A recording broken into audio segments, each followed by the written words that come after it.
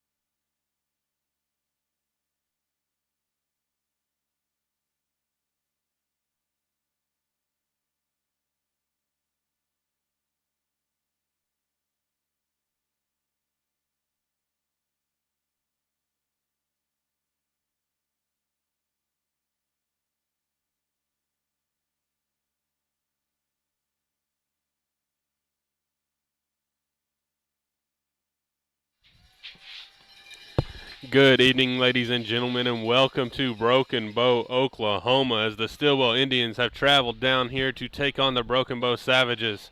Stilwell comes into this contest 2-6, Broken Bow 2-5, but 2-3 in district play and sitting number 4 in district standings. So playoff implications on the line for the Savages tonight. Stilwell looking to play the spoiler in their attempt to make the playoffs this year. But there are accolades to be had tonight for the Indians, as several records are being chased for individuals and season records. So we'll see how that all shakes out, and we'll keep you informed as that goes. Brad, what do you think, man? We're here down in southeast Oklahoma. It was a long drive, good turnout from the fans. And for those of you back home, it is very muggy here.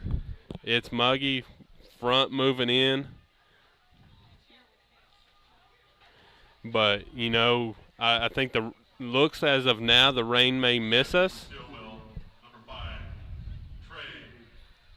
So we'll see how that shakes out tonight. Coin toss currently going on here for the Indians. Captains out there are Four-Killer, Chukalate, and who is 52? Number 30, Jake Four-Killer. And number 52, Zach Burris. Burris. All right, so looks like ref's getting ready to toss it. Coins in the air.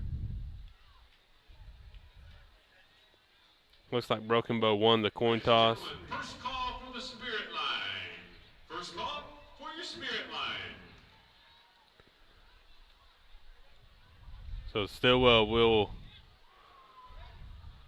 Broken Bow did indeed win the coin toss. They defer. Stilwell will receive to begin the game.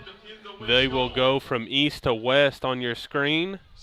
Stilwell in the white jerseys, white pants with the red lids. Broken Bow with black jerseys, black pants with the gold lids. Brad, what are we looking for tonight from this team as they look to play spoiler to Broken Bow's playoff aspirations? A loss for Broken Bow essentially knocks them out of contention with the tie that's currently there for that, 3, 4, 5, 6 spot. One of the things, Tyler, that we've looked for from Stilwell this season, and when they've had success, is when they get off to a good fast start on offense and are able to get on the board first. That would be excellent for the Indians to do tonight. Put a little bit of cushion between them and Broken Bow. It seems like once they get that first score, the momentum starts to build for them and the offense really starts to click. On the defensive side of the ball, we've seen Stilwell struggle to contain the run. Not really sure what type of offense Broken Bow runs, if it's more predicated on pass or run, but honestly, if Stilwell can stop the run, I believe they can have success on the back end as well. Absolutely, and a very underwhelming performance or underwhelming season thus far for the Broken Bow Savages. Typically a team that fights for the top spot in 4A4, and they haven't performed up to their expectations this year. Many people had picked them as the unquestioned number 3 team in preseason predictions in 4A4. Everybody had Poto 1, Ada 2, Broken Bow 3. It was across the board. Broken Bow's underperformed this year.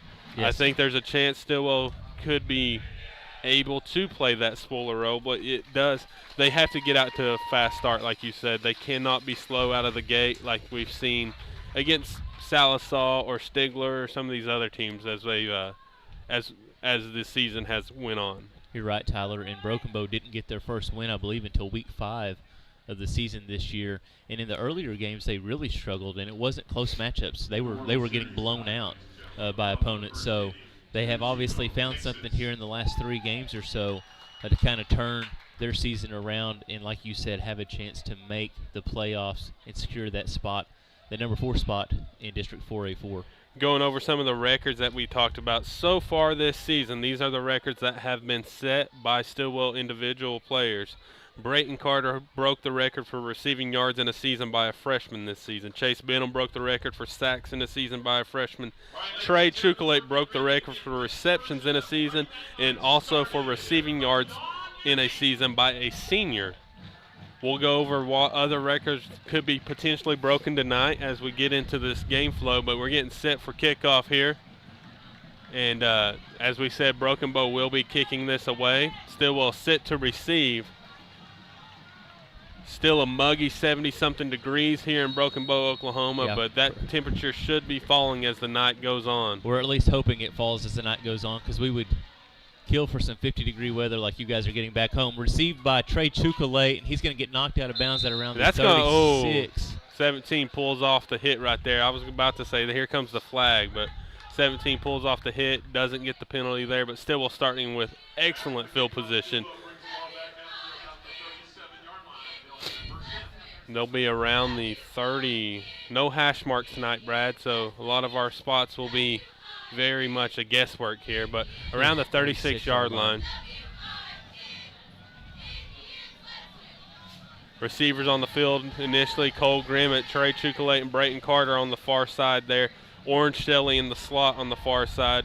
Chase Benham in the backfield with Juan Martinez running the show for the Indians offense. There's a snap. It'll be a handoff. Nope, he pulls it out looking to throw, but he will pull it down to run. He's got a little bit of room. He'll pick up about 3 on that initial carry, so 2nd and 7 coming up for the Indians. Good strong run there by Juan Martinez to make something happen out of what appeared to be nothing, get positive yardage. The main goal for the Indians tonight, Tyler, is they want to stay ahead of the line of scrimmage. They don't want to get back in those 3rd and 8s, 3rd and 12s that we've seen them in so often this year. Staying ahead of the chains is the name of the game right here. Officially 2nd and 7 from the 39.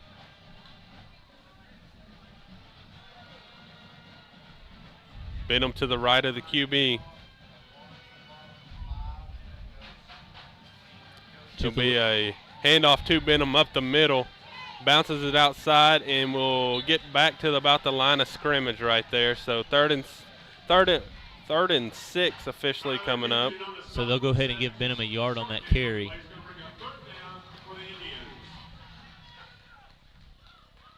Big 3rd down early on here is Stilwell looking to keep from going 3 and out. They have Grimmett and Chukalate closest to our screen here. Brayton Carter on the far side of the field. It'll be a handoff to Benham once again. He cuts it upfield. Close to a 1st down. I think he's going to be short by about 2 yards.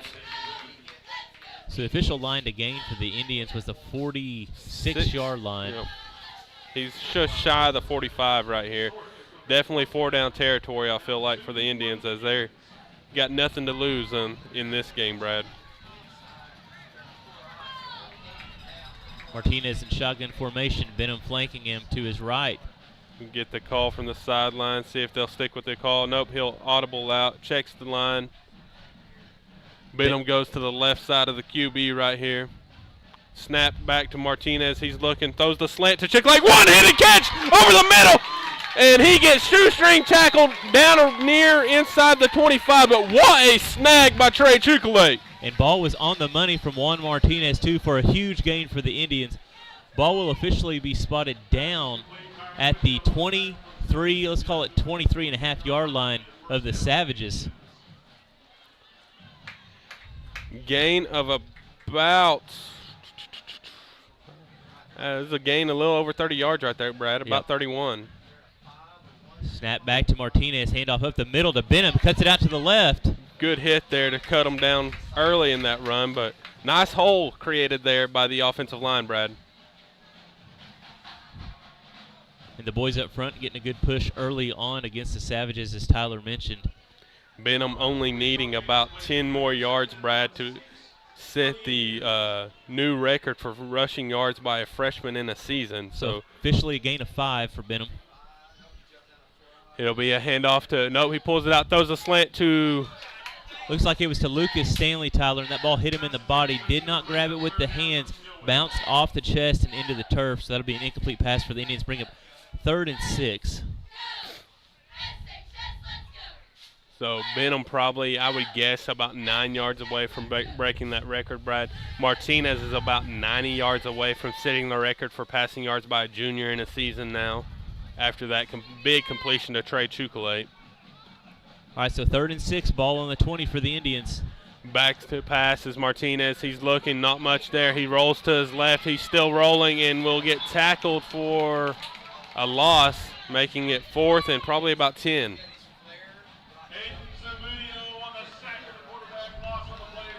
Stilwell definitely will be going for it outside of field goal range right now.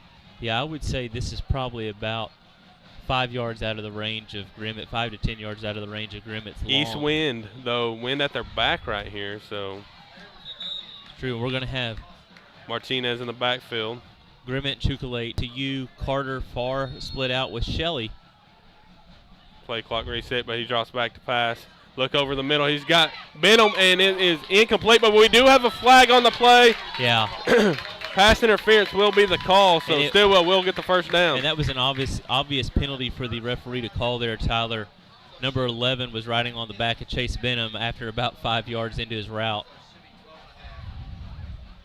So we'll officially wait the call here. Pass interference is against Broken Bow. It'll be a first down for the Indians. Keep this drive alive, Tyler. We talked about it before the game began. Stilwell had to get off to a fast start, and they have done that thus far. Got the Broken Bow defense on their heels a little bit and looking to punch this one in for 6. And it's been a good mix of plays tonight, Tyler, too, from the Indians. You've seen a lot of runs up the middle by Benham, but also a lot of passing opportunities for Martinez. So that ball will be officially marked at around the 11-yard line. It'll be 1st and 10 from the 11, so they can get a first down without getting a touchdown. You got a man in motion, Chukalate. It'll be a handoff to him on the jet sweep. Not much there, but he spins free and gets back to around the line of scrimmage. So good job of Trey to get back to the line of scrimmage and prevent any loss of yardage. And this is a Broken Bow defense, Tyler, with a lot of speed. So those misdirection plays, unless Broken Bow doesn't stay home, will be hard-pressed to get positive yards for the Indians tonight. I feel like they're going to have a lot more success running the ball up the middle with Benham. But it's going to bring up 2nd and 10, as you mentioned. Martinez in the shotgun formation with Benham to his right. Carter solo up top. He'll roll out to his right looking for somebody. He throws it to the back of the end zone, and it will be caught. Touchdown! No, they say he's out of bounds. He caught that inside the end zone, and they say he somehow fell out of bounds. From our angle, that apparently really looked good, Tyler. I don't think he was even near the line. Unbelievable. And it was the official nearest to the goalpost that made that call, who was still about 20 yards away from where the ball was caught. There was a group of players in the corner of the end zone. He fell down in the end zone, and yet they say he fell out of bounds. Tough break for the Indians, as that looked like to be 6 right there. And now we have a timeout by the Indians. So this maybe Coach Ross is challenging the call, Brad. Let's go to replay. Boy, if only, Tyler, if only. But this is a good timeout here for the Indians to regroup. It's a lot of frustration there after the non-call on the touchdown pass from Martinez. But this is a good chance to get your guys together, find the exact right play that you need right here on this 3rd and 10. Might as well call it 3rd and goal because you can still get that first down, but unlikely to get that first down right there at the 1. I like Carter. I like Teehee in this situation, Brad. And they want a single covered Carter over here on this far side a lot of times, so I would kind of fancy a fade to the end zone, but I even like putting Carter and Chukalate on the same side, maybe run a scissor route right here, bring one inside with the other one outside, see which one breaks free from the defenders and see what you can make happen right there. So we'll see what the coaching staff for Stilwell has dialed up here on this 3rd and 10 with 7:25 remaining here in this first quarter. Carter one-on-one on the far side up there. Definitely has the height advantage. Now Teehee moves to that side as well.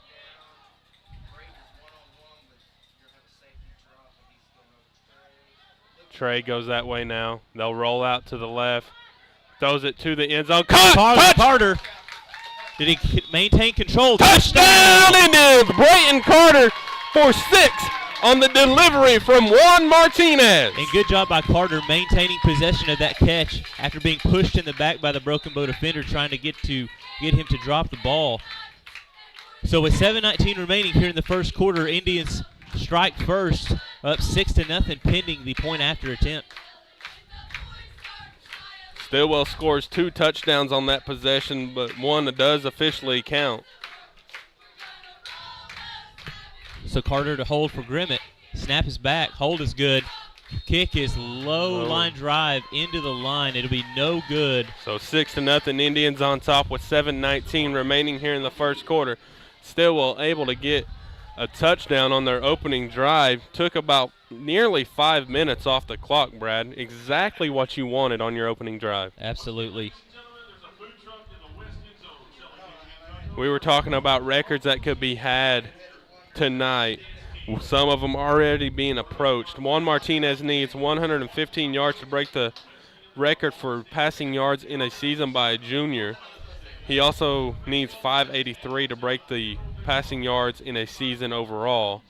He needs 7 touchdowns for the rest of the year to break the passing touchdowns in a season record. Trey Chukalate needing 4 touchdowns to break the receiving touchdowns in a season record. He also needs 203 yards to break the receiving yards in a season record. And then freshman Chase Benham, who's already getting close to this one, needs only 14 yards to break the season rushing yards in a season record for a freshman. So some records to be had tonight, Brad. We'll keep you updated as we think those get broken. We don't have official stats, but we can do a good job guesstimating on those. That's right. We also want to give a quick shout-out to our camera woman tonight, who is none other than Stilwell Athletic Director Nicole Starr. 5-tool player, Brad. That's what they say. That's right. That's right. And we have Grimmett ready to kick the ball away for the Indians on the 40-yard line. This kick will be with the wind aided. Nice little boot down to the sideline. Should have let that one go, Brad, but he did not. He's coming up the sideline. Good tackle there. I believe that was. Did Grimmett get in on that? No, Nope. that was Lucas Stanley. Lucas Stanley and Tyson Fourkiller. So, see, that was Fourkiller, right? On the tackle 30? Jaden Fourkiller. Tyson Fourkiller hasn't played sports in a while. It's like we warped into time zone coming down here to southeast Oklahoma. It takes a long time to get here. There's no fast way here, guys. And you come 3 hours south and you think you're close to Texas and Dallas and all that. It's another 3 hours to Dallas. Let's just be honest. You wanted to be close to a Buc-ee's and you weren't close to a Buc-ee's. Yeah, that's what true. your frustration's about. I wanted the brisket taco. All right, handoff up the middle for the Broken Bow Savages. Gets about a gain of probably around 5. Good push up the middle by the Broken Bow offensive line. But good job by the second line of defense for the Indians there, the linebackers, to stop that from just being holding them to a 4-yard gain. So bring up 2nd and 6. So Broken Bow in kind of a pistol formation. Now he drops back to a regular shotgun. Be a handoff again for Broken Bow Big right hole. at the middle. Number 44 going to be brought down at about the 26-27-yard line by Trey Chukalate. Broken Bow has some size on that offensive line, Brad. Yes, they do. So 1st and 10 from the 27 officially. And Tyler, ever since they got on that winning streak, it's been a very potent offensive output for the Savages. Have a official stoppage in play. Uniform being corrected there for the Broken Bow tight end, I believe. All right, so Broken Bow drops back to the gun now. He hands off up the middle once again. And good job by the Indians to shut that one down right at the line of scrimmage.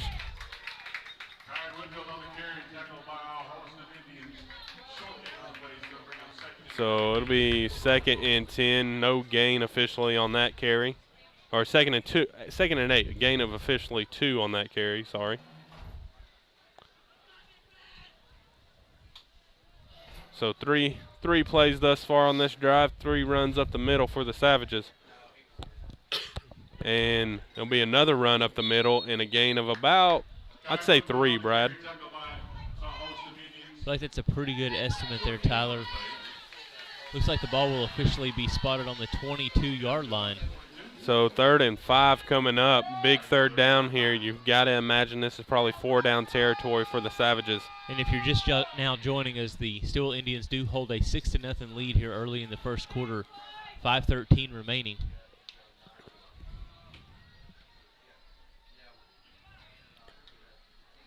It'll be another handoff up the middle, and I don't think he got there, Brad. Looks like he was stopped short of the 20. Ball came out, but they'd already whistled the play dead. So I'm thinking 4th and 2, maybe? 4th and 1? So we're going to say it's actually about 4th and 3. Officially 4th and 2, the scoreboard shows, as we approach the 4.5-minute mark here in the first quarter. And the Broken Bow offense staying out. Play of the clock field. down to 9. They got to go if they're going to go. 5. They get the snap off. It will be a pitch out to the left, and he's going to have the first down and a little bit more. Tackled around the 10-yard line.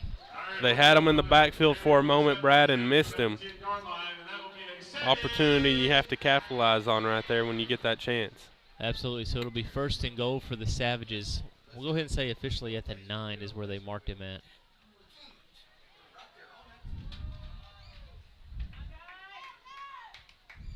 So it'll be another pitch out to the right. And they got no holding call.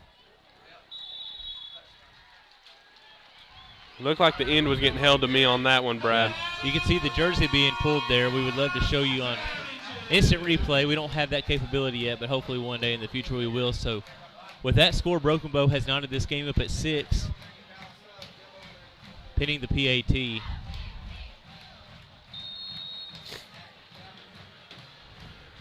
Weird formation coming out right here. Line will shift over back to the center of the field.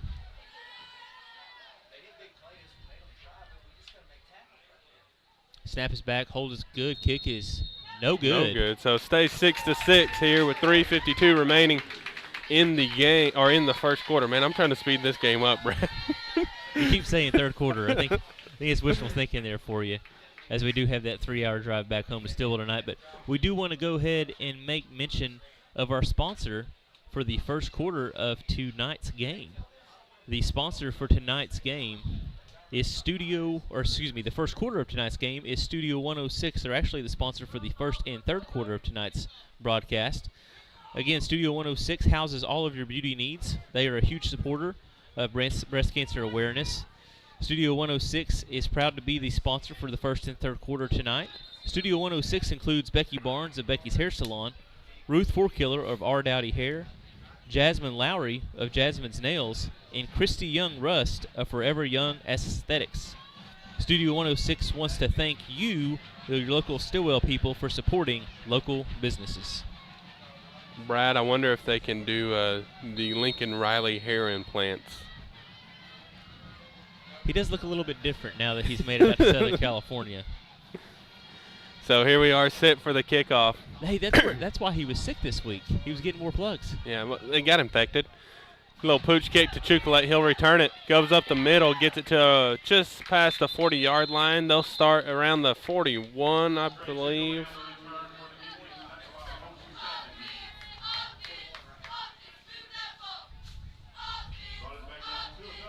So 1st and 10 from the 41 for the Indians. 3:48 remaining here in the first quarter. Ball game is tied up at 6-6.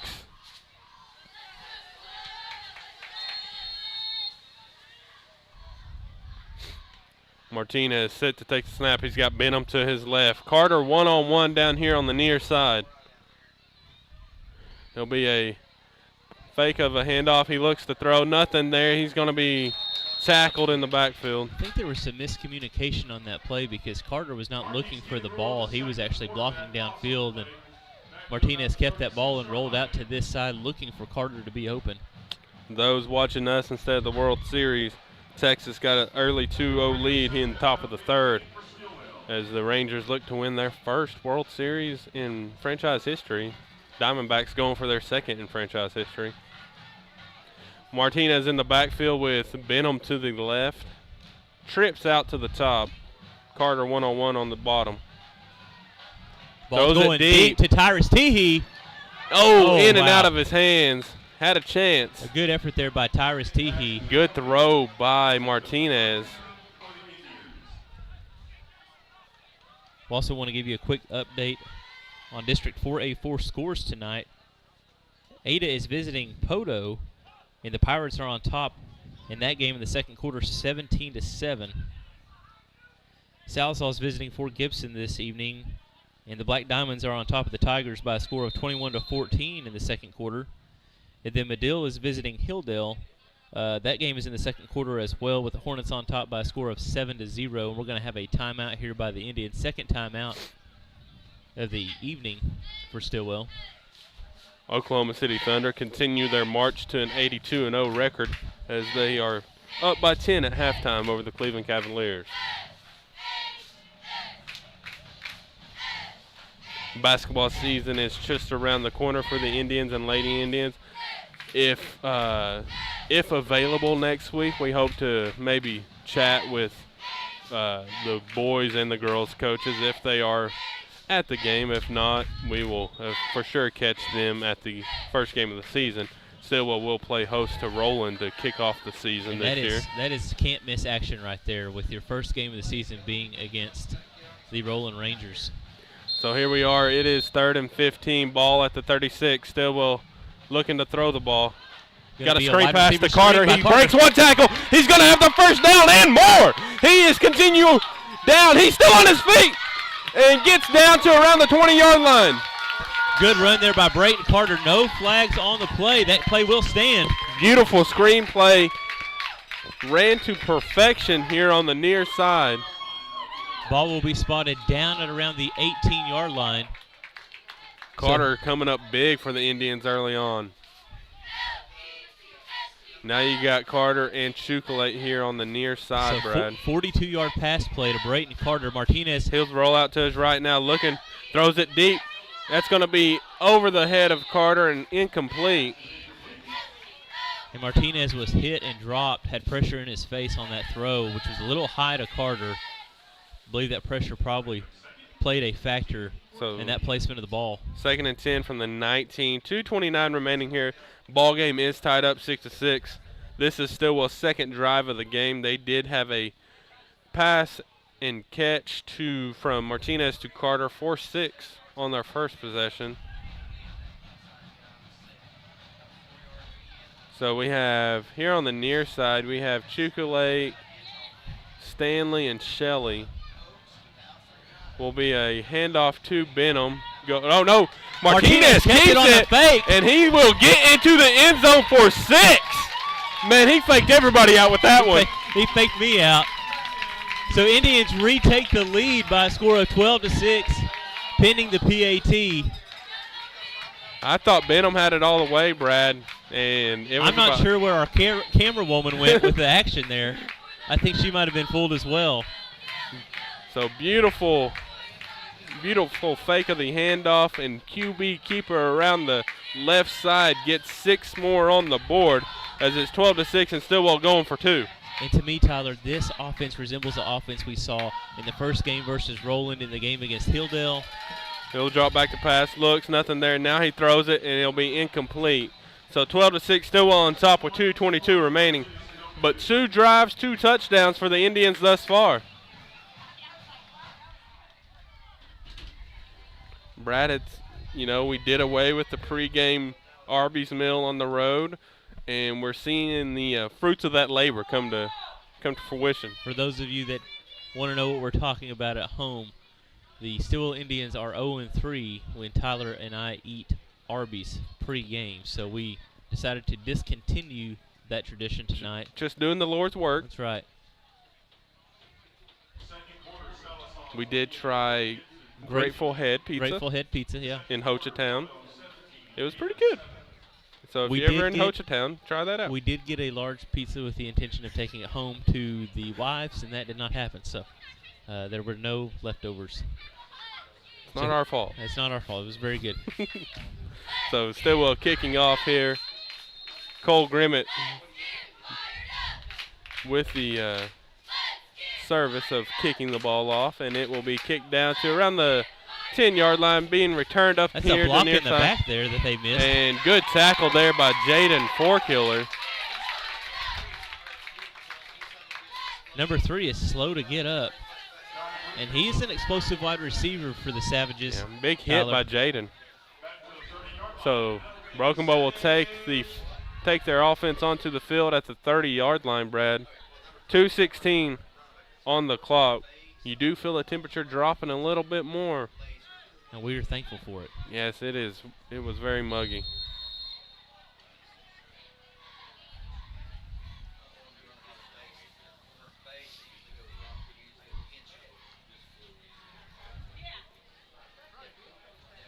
So here we go. 1st and 10 for the Savages. Ball on the 30-yard line.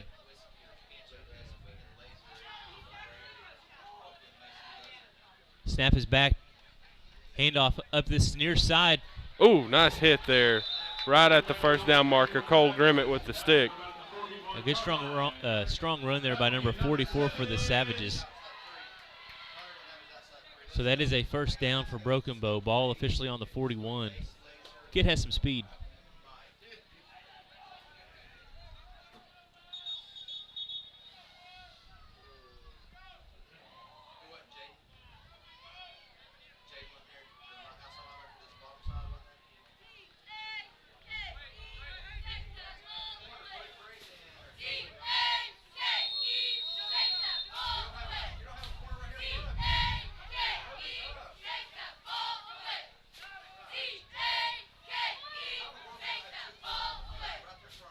So here we go. Broken Bow takes Be a a snap. handoff or fake handoff, looking to throw it deep. Lets it fly. And it's going to be incomplete. Ball hung up there, throwing back into the wind, Brad, and that ball just kind of ballooned on the quarterback right there. Yeah, and I thought Grimmett was in good position there, Tyler, to possibly intercept that ball.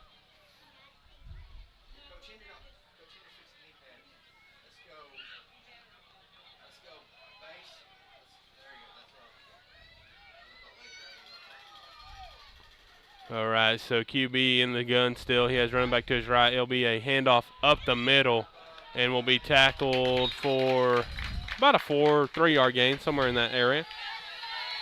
Officially, I believe, a 3-yard gain, so 3rd and 7 coming up. Good joint tackle there by O'Neal and Shelley to bring 44 down to the ground.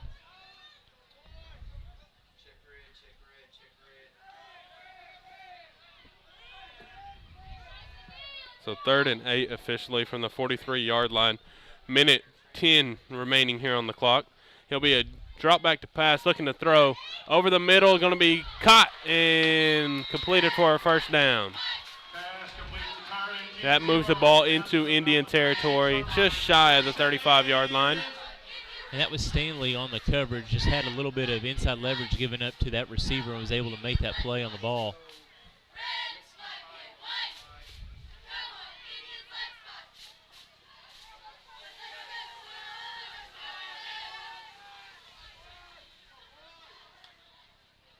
Pitch out to the right, number 3 for Broken Bow. Good tackle there. I believe that was maybe Benham on the tackle. Yeah, and that's going to be a gain of about 7 on the play, so bring up 2nd and 3.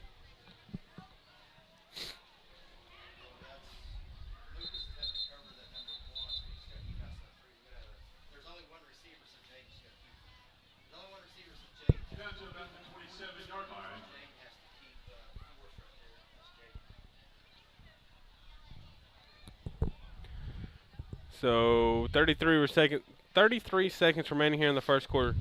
Broken Bow in the gun, running back to his left. Single receiver to the far side. It'll be a QB run coming to the left side right here. Big hole. Now he kicks it out to the sideline. Still on his feet. Will be chopped down inside the 10-yard line. No flags on the field. So Broken Bow bringing it right back at Stilwell after Stilwell's took it right down the field their last possession. So 24 seconds left to go. Have we even seen a flag thrown in this game? Pass interference. That's right. 1 flag.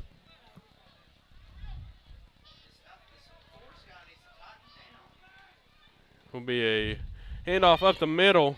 Will be tackled just around the 2-yard line, I believe. So that'll do it for this action here in the 1st quarter.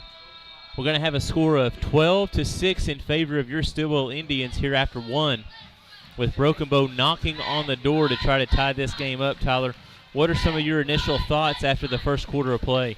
I mean, we talked about it at the beginning of the game, Brad. We wanted to see Stilwell come out on fire. Hot start, no 3 and outs, looking to get points on the board essentially. Too many times this season they've came out a little slow and have gotten behind by 14, 17, 21, and then they play with them the rest of the way. We saw it at Salisaw, we saw it at Stigler. When they get out and they start executing early, like in the Roland, the Keys, the Hilldale game, they're able to get more rhythm going on, and I think that's what we've seen thus far, especially with the offense. The defense hasn't given up any big chunk plays, Brad. I mean, they gave up the one deep ball right here that was a first down, but outside of that one play, they've done a good job of keeping everything in front of them so far. It's just you got to tighten up whenever you get them in those third down situations. You got to make sure that they don't convert. And you've got to be able to make those one-on-one tackles. Yeah. And those are the things that we've seen Stilwell miss early on that has allowed a 4-yard run to turn into a 14-yard run. And the way this game script has gone so far, it may only take you making one of those tackles one time to get your team the advantage. So here we go. So saying 1st and 10, but I should be 2nd and 2. And chopped down right there. The official down marker says 2nd down there on the sideline. 3rd and goal here for the Savages on the 2-yard line. So 3rd and goal, as Brad said. Huge third down play right here.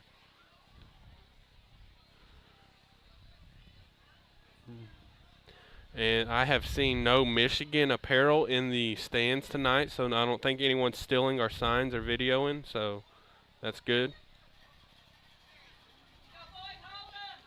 There'll be a handoff up the middle, and it stopped initially. I don't know if he was able to. Touchdown. Okay. On the second effort, I think he got in right there. So that ties this game up at 12. Pending a PAT, the first attempt for Broken Bow was low and wide to the left. Stilwell missed their first field goal attempt for the PAT, and then they went for it went for 2, Tyler, after they scored their second touchdown and was unsuccessful there. So this would give Broken Bow the lead if they could convert the kick. And that is up and good. So Broken Bow goes on top 13-12. With 11:18 remaining here in the second quarter. Stilwell will take the field looking to get their third possession going and looking to get their third TD on the night. Diamondbacks have taken the lead in the World Series. If you care to know, it is 3-2 in the middle of the third. So they scored 3 in the top of the third to take the lead. OKC Thunder still up by 10 as the third quarter gets going in that game.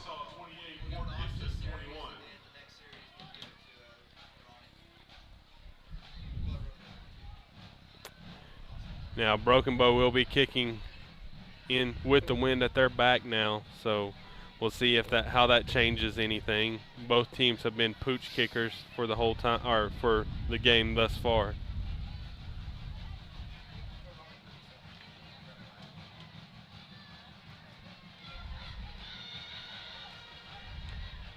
Man, that kicker's kind of small, Brad.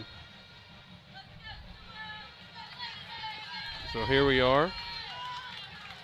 It will be a pooch kick once again, caught by Carter. He'll return it up the middle and gets it to just shy of the 45-yard line.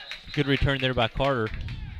I like the aggressiveness with the Chucklate and Carter thus far and where they've positioned them in this, understanding that this kicker doesn't have a big leg, most likely going to be pooch kicks, and trying to quick hit them for some nice gains and maybe bust one out there. Yeah. So ball officially spotted on the 44-yard line for the Indians. Great starting field position for this third possession of the evening for Stilwell. Brad, what do you think about a chunk play right here? Oh, I'm looking for, looks like we have Carter one-on-one on the far side, Tyler. Martinez in shotgun. Fakes the handoff, throws it to Chucklate on the screen. Still on his feet, not much there. Maybe a gain of 2 on that one, Brad. Yeah, good job covering that by Broken Bow. To bring up 2nd and long here. 2nd and long as 2nd and 8 officially after the ball gets spotted. 10:50 remaining here in the second quarter. Carter still one-on-one here on the near side. If they're not going to roll a safety over the top, Brad, you got to take a shot here in a minute. Be a handoff here to Benham. Cuts it back up to the middle. Gain of 1, probably, maybe 2.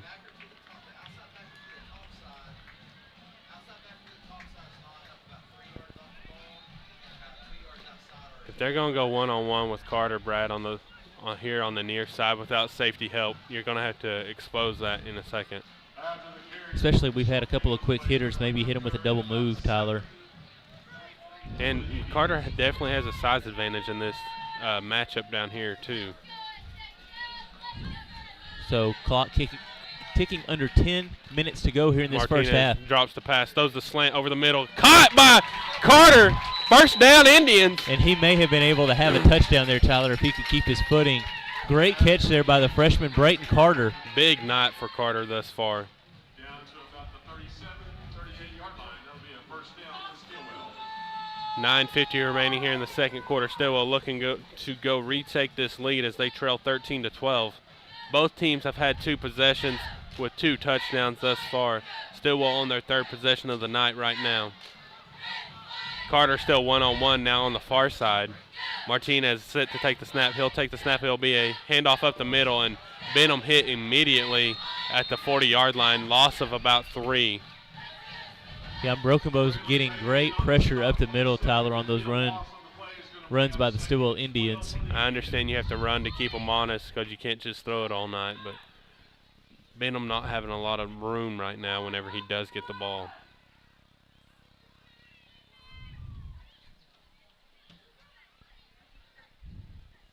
Play coming in from this Indian sideline. Stadium gets deadly quiet. Martinez in the gun. He has Benham to his right. Teehee and Carter both down here on the near side. He'll take the snap. He'll drop back to pass. He looks. He's going to throw it deep. He's got Chukalate.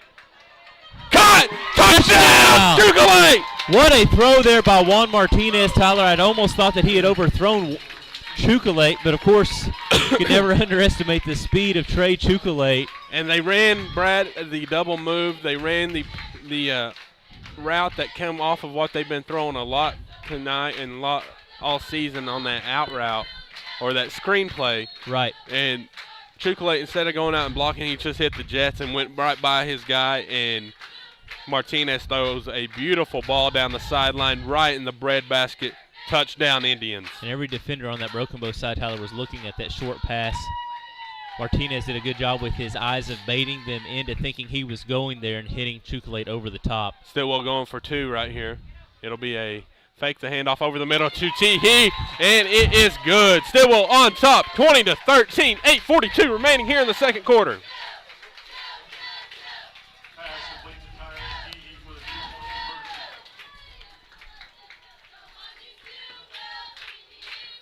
conversion. Brad, you can't ask for a better start from the Indians offense. No, you can't. And it looks like, Tyler, we may be in a track meet tonight. You better get the track shoes out because it has been fast and furious thus far.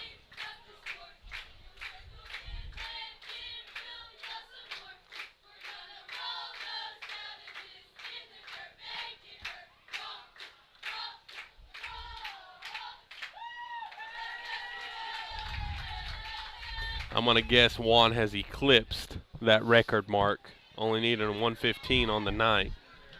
Definitely has surpassed that off some of the bombs that he's thrown thus far tonight. Stilwell set to kick off right here. 8:42 remaining here in the second quarter.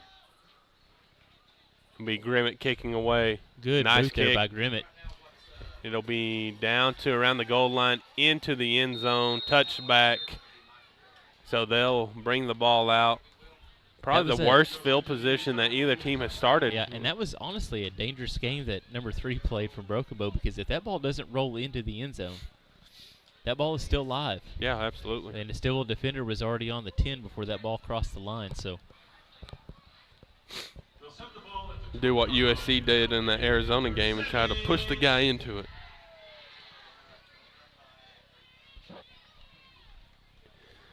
So that ball will be brought out to the 20-yard line. That's where Broken Bow will start. As I said, this is the worst field position that either team has started with all night. See if this defense can capitalize on that. You got the shotgun, running backs to both sides. There'll be a jet sweep handoff right here. Stilwell does a great job of shutting that down and stretching out the play. That's going to be no gain, I believe, Tyler. So good work there by the front seven for the Indians. Hunter Miller trying to fire up the fans that have made the trip to Broken Bow this evening. Good turnout. I mean, it's a long drive for these fans, so great support by these fans to come down and watch these boys play as they're looking to play spoiler to Broken Bow's playoff dreams. There'll be a handoff up the middle. Nice hole there and tackled. So good tackle there by Fourkiller. Yeah, third down coming up. Third and probably 4. Yeah. Big third down coming up, Brad. Huge, because I feel like Broken Bow's so far back they would have to almost punt this, Tyler, if they don't get it here, especially with the wind at your back.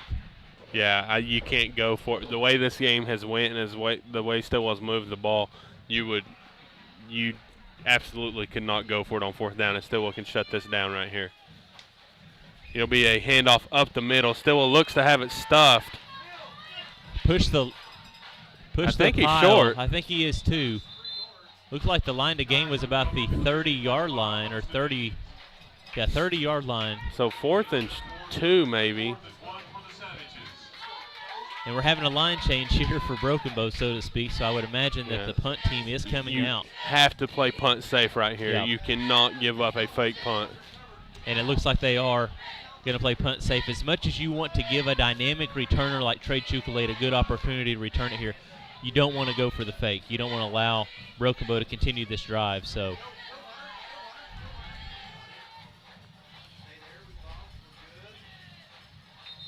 and we're going to get a penalty here. False start. We're going to wait for the call. Illegal procedure, false start, something.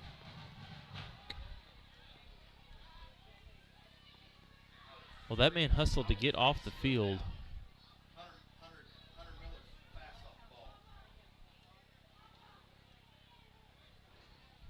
Initial indication looked like it was against Broken Bow by the way that the official was pointing. Bench responded to.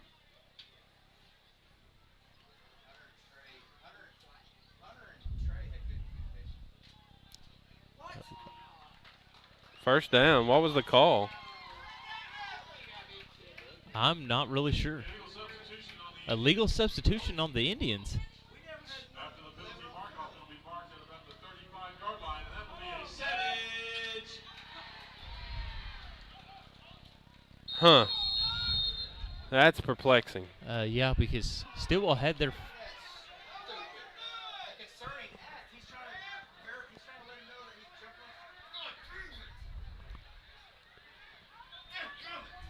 So here we go. It is 1st and 10 from the 35.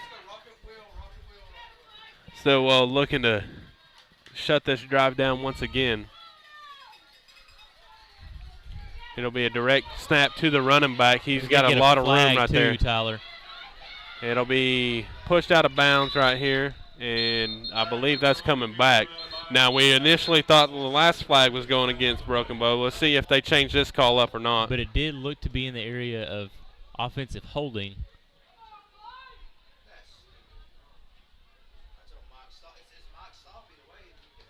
Oh, they keep this one against Broken Bow right here, and no flip-flopping on the decision. So that will go against and make it 1st and 20 from the 25 now. 6:05 remaining here in this second quarter, and since we do not have a camera on the scoreboard, go ahead and give you the score once again. Stilwell Indians on top of the Broken Bow Savages by a score of 20-13.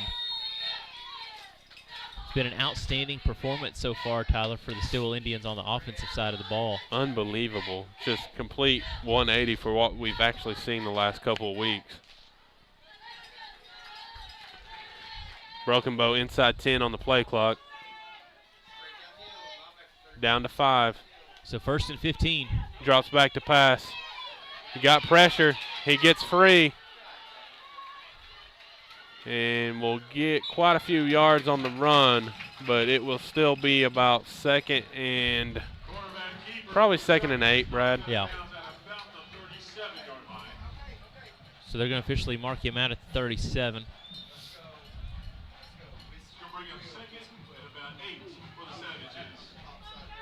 Inside 6 minutes remaining here in the first half.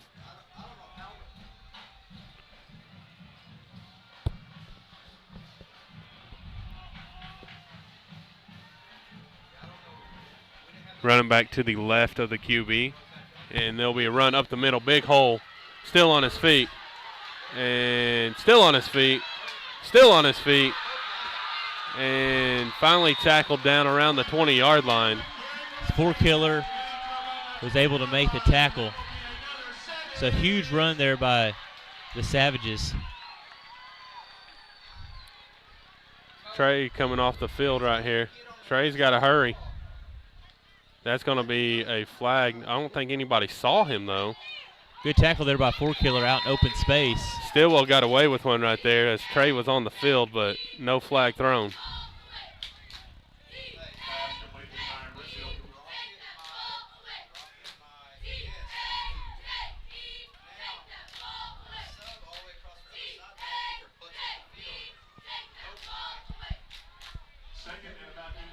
So here we go. It's actually a loss of 1 on the play. Good tackle there by Four-Killer. So 2nd and 11, 5:05 remaining here in the first half. Broken Bow continuously takes this play clock down to around the 5-second mark, Brad. It'll be a drop back to pass, throws it over the middle, and good hit by Talonhawk right there. And it'll be 3rd and about 4, I think, after the gain of about 7. So we're going to have the ball spotted on about the 15-yard line. So, yeah, you're right, Tyler. 3rd and 4 here with 4:30 remaining in this game. And he'll take the snap. It'll be a handoff up the middle, and I believe he's going to get it. I think he got it. Yeah. First down for the Savages as they start getting closer to the 4-minute mark. So 1st and goal here for Broken Bow. What you're looking for now is Broken Bow gets the ball at halftime, Brad. So Stilwell definitely wants to get this ball back with plenty of time to go take it down the field and potentially score. If this ball game gets tied up, but trying to keep them off the board right here first and foremost. It'll be a throw over the middle, and it's going to be tipped and incomplete. Yeah, good job there by Lucas Stanley deflecting that ball away from the Broken Bow receiver. So 2nd and 10, or 2nd and goal from the 10.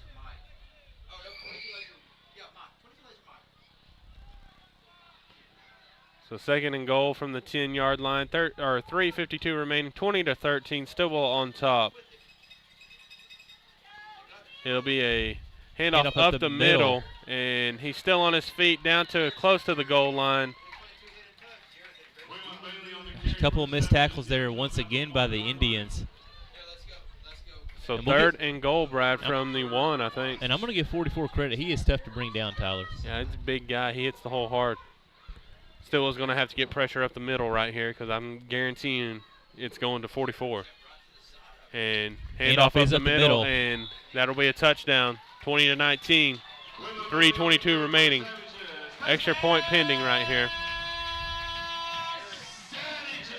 So the ideal scenario here, Tyler, pending this PAT, would be Stilwell to get the ball back, go down, score a touchdown, leave little to no time remaining here for Broken Bow since they do get that ball in the second half, as you previously mentioned. Absolutely. And I've never understood these formations. I don't know. I mean, I know some do it, but it just seems like a waste of time. Oh, bad snap. He's going to have to pass the ball. Good tackle there. Ball is deflected dropped. and incomplete. Good job by 33, Chase Benham. And good job by number 44, Lucas Stanley, applying pressure to the placeholder after he was forced to try to throw that ball following the bad snap. So 20-19, Stilwell on top, 3:22 remaining here in the first half. Stilwell with a chance to take this ball down, or take the ball down and go extend this lead going into halftime, as the Savages do get the ball to start the second half. Big critical drive, Brad, in this game script for the Indians right here, as they could really take the advantage going into halftime. So Stilwell did hold them to a fourth down and what looked like was going to be a punt that drive, Brad. Flag gets thrown, questionable call goes against the Indians. That's about as nice as we can put it. Questionable call. A quick score update, Tyler, from 4A4 action. Poto is on top of 8 and 19-7. That game is in the second quarter. And then we have Salisaw on top of Fort Gibson by a score of 35-21 at halftime. That is a high-scoring game, especially for Salisaw. And then our final score for 4A4 is Hilldale is on top of Medill by a score of 7-0 at halftime. What did you say Poto and Ada was? Poto is on top in the second quarter by a score of 19-7.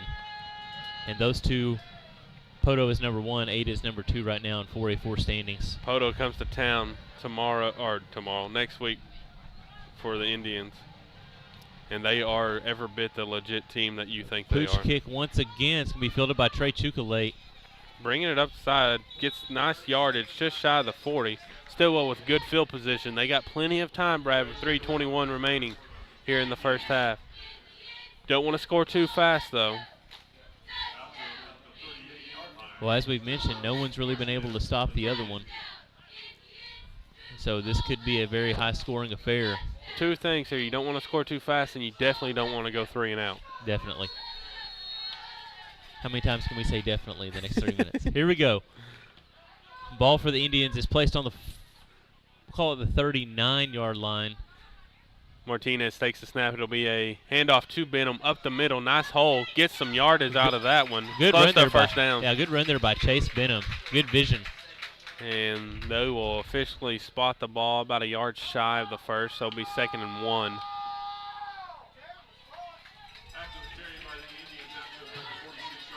3 minutes remaining here in the second quarter. Still in no hurry here. They moved the ball back even further. I know, it was a very questionable spot. It's like Houston and Texas. All right, so here's the snap back to Martinez. Chukalate coming in motion near side. It'll be a rollout for Martinez looking. He throws it deep. He has Chukalate. It's going to be intercepted at the 30. Little underthrown there, and Chukalate not able to get back to the ball on that one. Yeah. The Broken Bow defender capitalizes on the underthrow and gets the interception. So 2:36 remaining here in the second quarter, and Broken Bow now with the ball.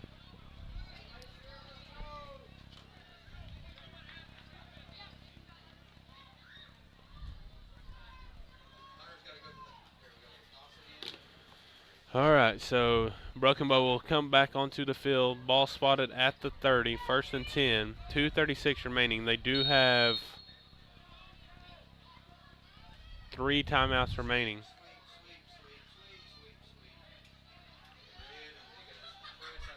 Here comes the snap. It'll be a QB run to the left. He has the corner sealed. He's still on his feet. Good pursuit there by Chase Benham. But that is going to be a first down for the Savages. Somebody on the end has to get pressure and push that up and not let them seal the corner like that, Brad.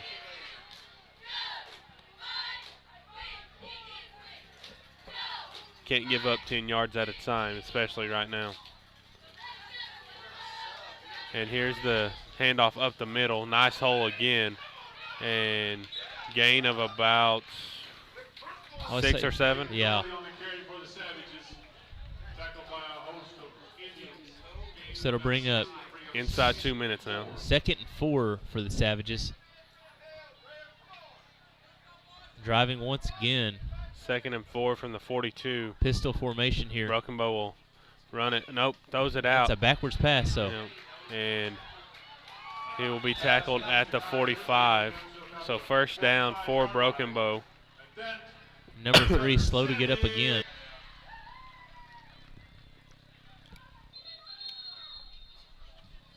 So official timeout for the injured player. 1:42 remaining here. Stilwell on top, 20-19. And while we have a quick break for an injury, we're going to make you aware of our sponsor for the second and fourth quarter of tonight's broadcast. Sponsor is Mountain View Meat Company, which has been located in the Stilwell community for almost 50 years. They are famous for their hot links and smoked sausages, which are made from family recipes that have been passed down for over 3 generations and counting. Your game day just isn't complete without Mountain View Meats. And with over 10 smoked sausage flavors to choose from, like jalapeno cheddar, mild smoke, roasted garlic, and their famous spicy hot links, you are sure to find a new fan favorite in this lineup. Mountain View Meats was started by Cliff and Betty Phelps in the 70s, right there in Stilwell, Oklahoma. Their meat market is open to the public and is full of delicious fresh cuts of beef and pork, along with a wide variety of their famous hot links and more. For those looking to fire up their grills this weekend, the Mountain View Meat Market is like a meat candy store for carnivores.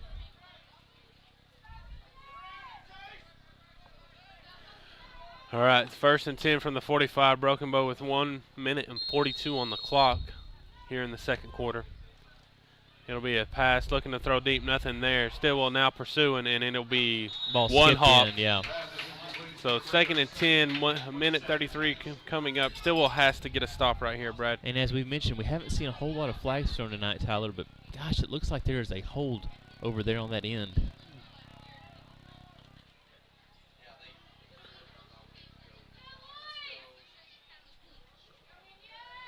So here we go, 2nd and 10, 1:33 remaining.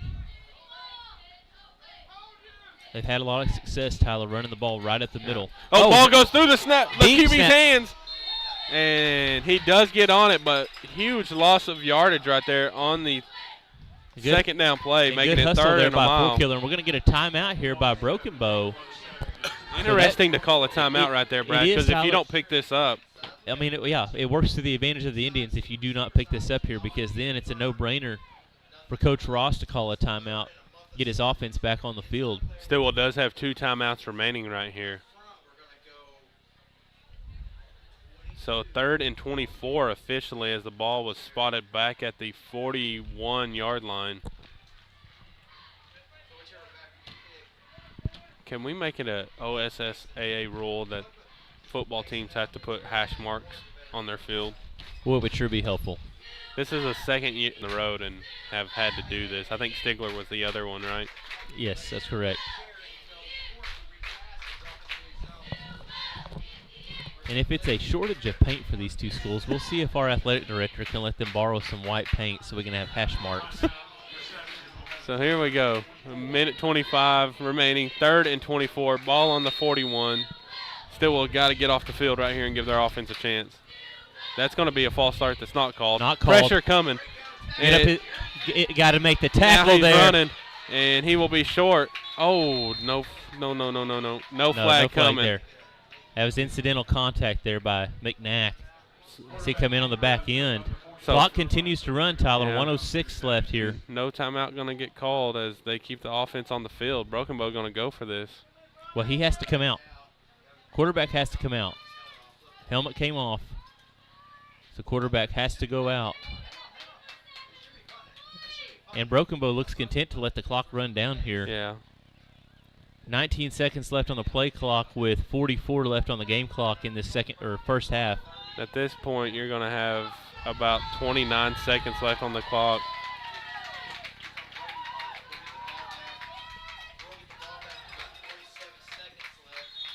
And they call timeout. They'll punt it away right here. I don't know. Maybe they go for it.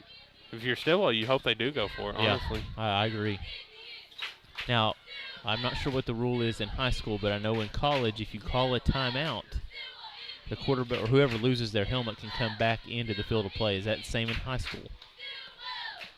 You're asking the wrong guy. We're going to say yes. If that is true, then the quarterback for Broken Bow could check back in. But it appears, do see the kicker out here, and I'm not sure if he's their punter because we haven't seen them punt tonight. Block punt, big return right here is even possible. Let's see if some magic can happen in the special teams unit. And we are going to have. Trey will go back to receive, I believe. This will be punt safe formation here for Stilwell, though.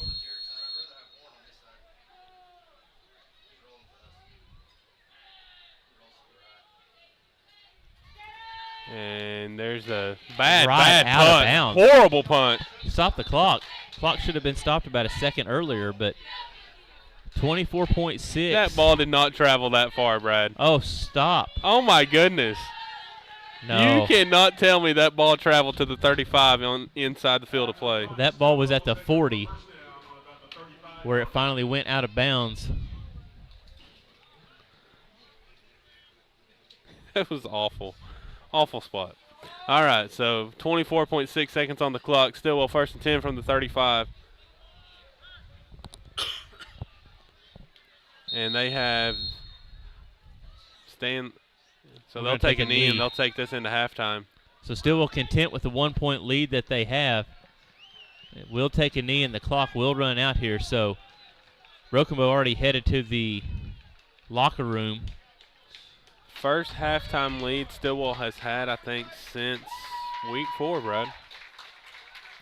Tremendous effort here, Tyler, by Stilwell in this first half, and we'll look to see in the second half if they can continue the momentum that they've started this game with. But, man, they have looked. Opening defensive drive is going to be so critical. If you can stop them and keep them from taking it down the field and scoring and kind of flip, kind of like in tennis where you can get the advantage back. Right. Because right now in the second half, they'll have the serve advantage as they get the ball first. And the way this game has went so far, it's been back and forth up until the last 2 drives right here where Stilwell threw the interception and then they got shut down right there and held out of any points as at the end of the half.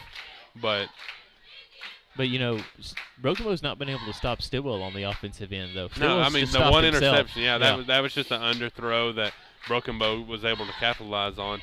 But you got to get the advantage back right here, speaking in tennis terms. And if they can do that to start the second half and get that ball back and maybe go score and go up by 8, then that'll be huge in the third quarter. Well, we will be back with you here in about 15 minutes as we do take a break, as it is halftime here at Memorial Stadium in Broken Bow, Oklahoma. Your Stilwell Indians are on top by a score of 20-19 against the Broken Bow Savages.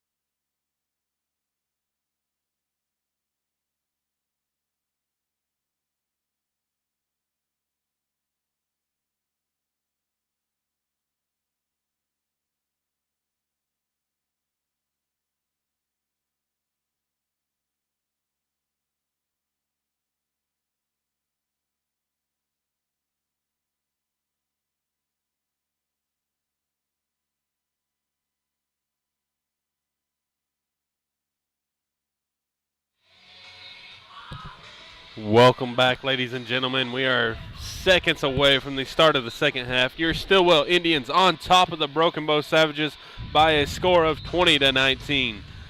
Brad, it's been a back and forth, very much a track meet going on tonight between these two offenses. I think the story of the second half is going to be which defense can get maybe one, maybe two stops. Yeah, absolutely. And we'll see what Stilwell can do because they're up first on defense this second half, Tyler, with Broken Bow deferring after winning the coin toss. Stilwell has been attacking big time through the air, Brad. Brayton Carter with the touchdown. Trey Chukalate with the touchdown. Who the third one go to? Martinez ran it in. So, and then we did have Tyrus Teehee catch a 2-point conversion. So, I mean, they've been very Carter's had a huge game thus far tonight, Brad. Broken Bow's, their attack has mainly been on the ground. Yes. And mainly up the middle. Their running back number 44 has really hit some holes hard. I think that's going to be a key, probably stressed by the coaches during the halftime session, clean that offensive line and try to prevent those gashing runs right there. And I would say 44 is probably close to 100 yards if he's not at it already. He's had a pretty big night for the Savages. Quick look around District 4A4 regarding the action tonight. Sallisaw is visiting Fort Gibson, and they are currently on top in that game 35-28. And then, of course, we have this game here, Stilwell on top 20-19 on top of Broken Bow. Then we have number 4, Ada, visiting number 1 in the state, Poto, in 4A4 action. Poto is currently on top 19-7. And then we have Medill, who's visiting the Hilldale Hornets tonight. They are trailing the Hornets by a score of 14-7. That game is already in the fourth quarter, Tyler. This game tonight does have playoff implications, Brad, as Broken Bow currently coming into week 9. Broken Bow does sit in the fourth spot, the final spot in playoff position there in 4A4. But they are tied in district record with Medill and Fort Gibson, but they do have the point advantage. That's why they're in the fourth spot over those two teams. Hilldale trails all three of those.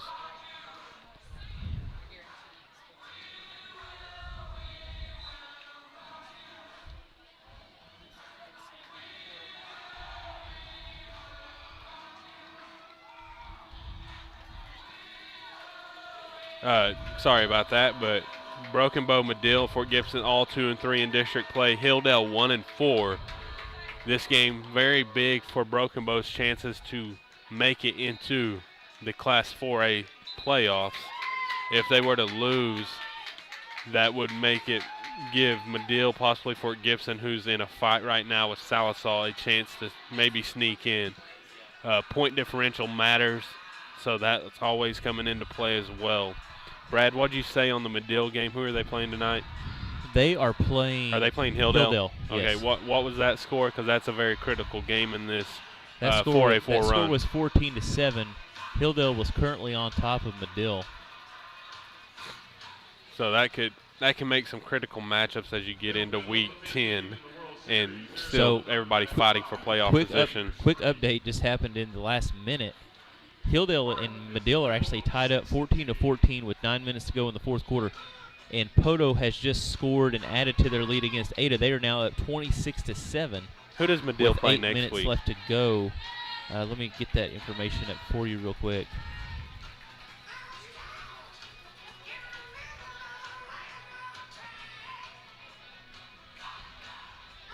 Stilwell set to kick off, begin the second half right here as Brad looks at that schedule just to kind of prognosticate who may be positioning themselves for that playoff run or to get in the playoffs.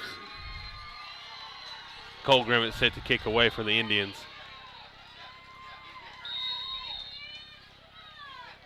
So they finish the season, Tyler, next week versus Sallisaw. So big game from Good squib pick, and that ball has been touched by Broken Bow here. He'll reverse field right here, and we'll get tracked down at the 25. So good coverage there by the Indians. So with them playing Sallisaw next week, Medill really needs to pull that one out against Hilldale, Brad. and they need Southall to hold on against Fort Gibson and also Stilwell to beat Broken Bow. So, we got Southall on the brain. Broken Bow set to start this drive at the 25-yard line, trailing by 1. It is 20-19, Stilwell on top. 1st and 10 from the 25 as the Savage offense takes the field. 2 running backs in the backfield with number 8. Got motion here. Number 3 comes back into the backfield with him now. It'll be a pitch out to the left. Stilwell does a great job of just getting him in the backfield for a huge loss right there. Well, Tyler, and it's like you talked about, being able to seal that edge and make them come up the field with the ball instead of running out. Force them to your help. So second and 16 for the Savages from the 19-yard line. And number 3, Tyler, for Broken Bow is playing through an injury right now. He is, after every tackle, getting up and favoring that leg. It'll be a handoff up the middle. Stilwell does a good job of limiting the yards on that carry right there. So looks like it'll 3rd and 14 maybe. Yeah, I was going to say, looks like it to be a gain of 2 or 3. So here's what we talked about, Brad, before we went into the break. Stilwell really needed to come out and get a stop right here to get the advantage in the second half and flip the script. So look for Broken Bow to air this ball out.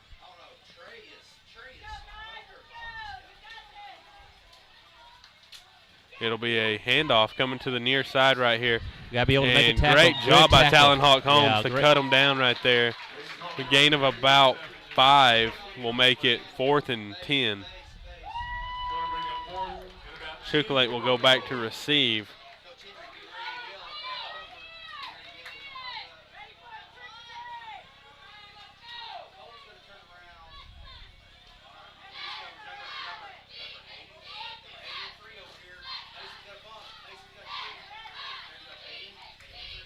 The punter that does a rugby-style kick rolls out to the near side. No, that's another bad punt, Brad. Goodness gracious. Now let's see where it goes out.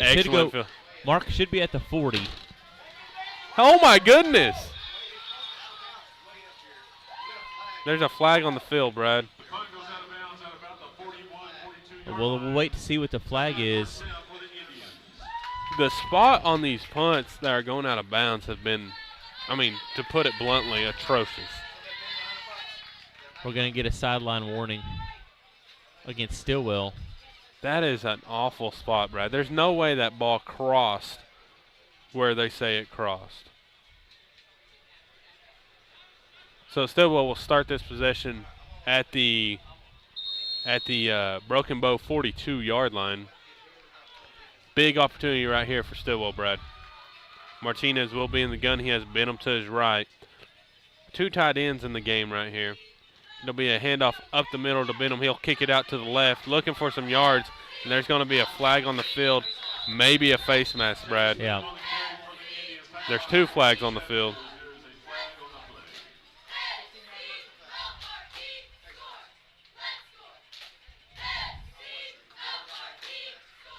Penalty is against Stilwell. Got a hold against Stilwell, and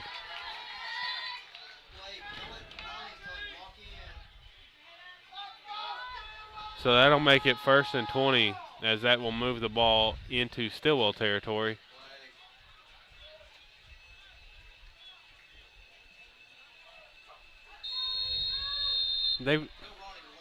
I mean, I'm not going to argue, but it was at the 42, and they marked it at only 9 yards off, so whatever. But just kind of, that's why you have hash marks.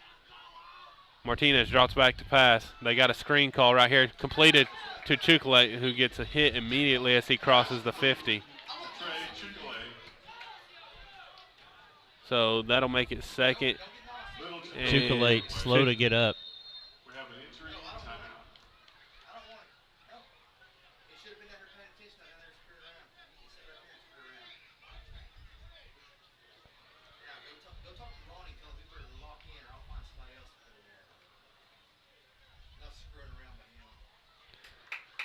All right, so Trey's back on his feet coming off the field. Hopefully he's okay because he's a critical component. Yeah, and if Chukalate's not able to go for the remainder of this game, somebody's going to have to step up big, Tyler. I'm looking at maybe Lucas. Of course, you got Carter on the field. Talon Holmes will take the field in place of Chukalate.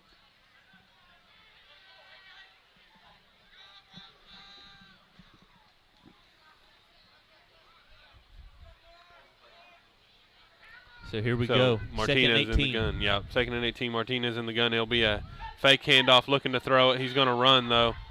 And we'll get to close to the original line of scrimmage, maybe just a little shy.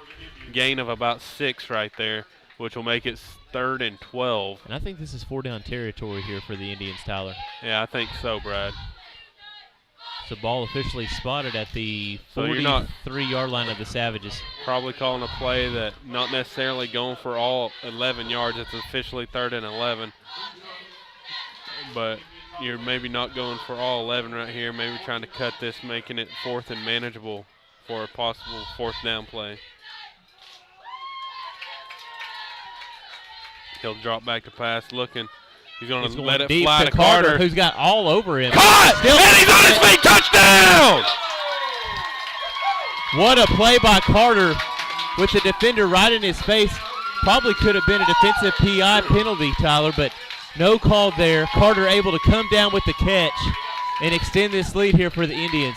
Brayton Carter mosses the quarterback and then goes into the end zone. High points the ball to perfection. The young man is having an outstanding game tonight, Brad. So here we go. Indians offense will stay on the field to go for 2. Currently up by 7, looking to make this a 9-point game, making it a 2-possession game. Strong wind blowing right into the face of the Indians, so could be factoring into this decision. It'll be a quick slant, ball tipped in the air and incomplete. They do have a flag on the play. 2-point conversion is no good. Flag's over on the far side. Yeah, maybe neutral zone.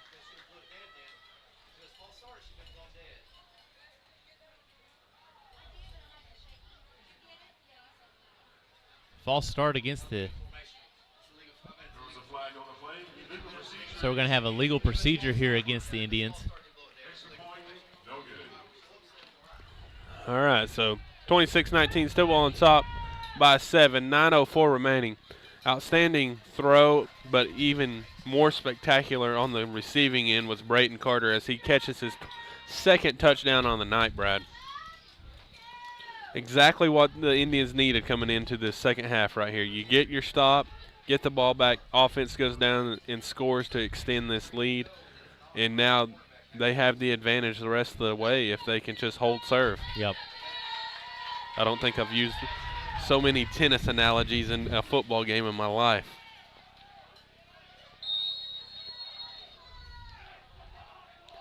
All right, so here we go. Grimmett to kick the ball away for the Indians. Good Nice boot kick here. into the wind even. Down, received around the 15. He'll bring it to the near sideline, and we'll go out of bounds with it. We're going to have a flag here on the Indians. Isaiah Fields on a return for the Savages. And it's right here on the sideline, so hopefully it's not another sideline infraction against the Indians, because if so, first penalty is a warning, second one is an actual penalty. Yes, absolutely. It's Coach Henry. He ran into Coach Henry. Went around you. He called the very first play of the game. That guy's going to call it. You have to get back. Everybody. All right, Yep. Sideline penalty here against the Indians.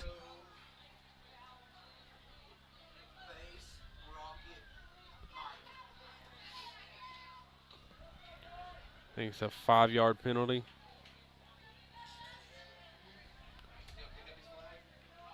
And those are the things that you just cannot have happen. Give Broken Bow free 5 yards here. The ref wasn't even in position yet, and they go ahead and allow the ball to be snapped. You've got to be able to get that guy down. Still on his feet. Huge run by number 44, going to be a gain of about 17 or 18 on the play. The second while host of Indians down to about 8:48 remaining right here in the third quarter. Still up by 7, 26-19. Now 1st and 10 from the 45-yard line.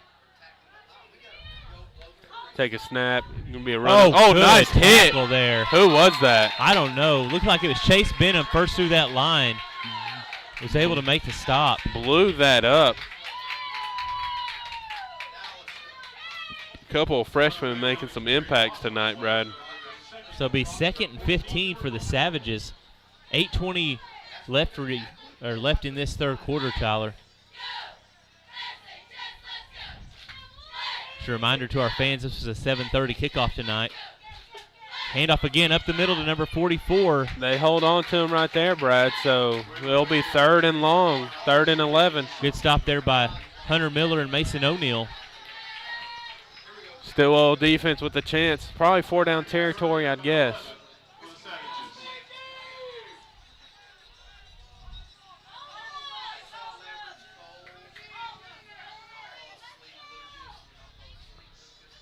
Here we go.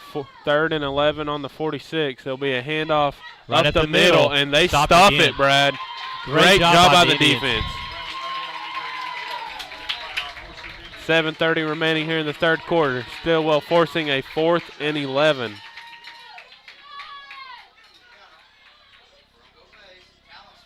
They will be punting this one away as they got no yards on the 3rd down play. So it'll be 4th and 11 here for the Savages. Stilwell playing punt safe. And they should be. I mean, this is kind of the area where you might expect a fake here from Broken Bow.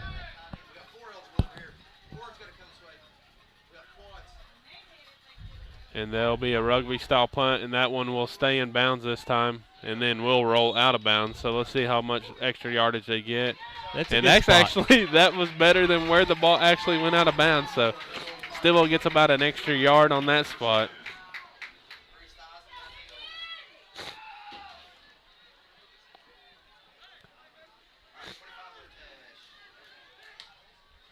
All right, so just to give you a recap, score is 26-19 here at Memorial Stadium in Broken Bow, Oklahoma. 6:51 left to go here in this third quarter. Your Indians are on top by 7.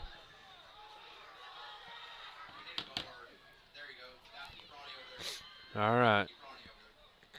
Carter, one-on-one. They continue to give him solo coverage, Brad.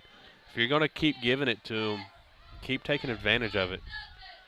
Martinez takes the snap. It'll be a handoff to Benham up the middle. Not much there on the run. No gain on the carry. So bring up 2nd and 10 here for the Indians.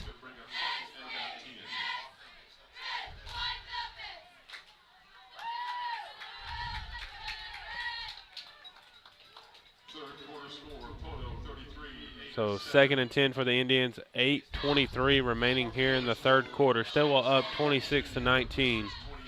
Play clock approaching 10. Martinez in the gun. Benham to his left. Take a snap. Will be a fake of the handoff. Looking to throw. Nothing there. Now he's got to run. And we got a lot of flags thrown. A lot of laundry on the field. Probably going to go against the Indians with the way the flags were thrown.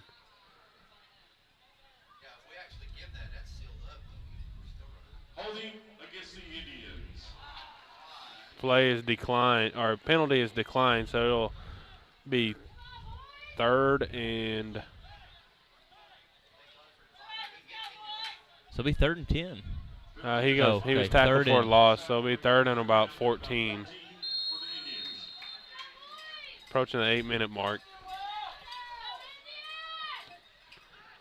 So 3rd and 14, ball on the 21, I believe. Martinez takes a snap, drops back to throw. Got a screen right here to Carter. Through Right his through his hands, hands, yeah. incomplete. Not much there if he did catch it, Brad. So bring up 4th down here for the Indians, and we will most likely see Cason Dowdy come on to punt. I believe this is his first punt tonight.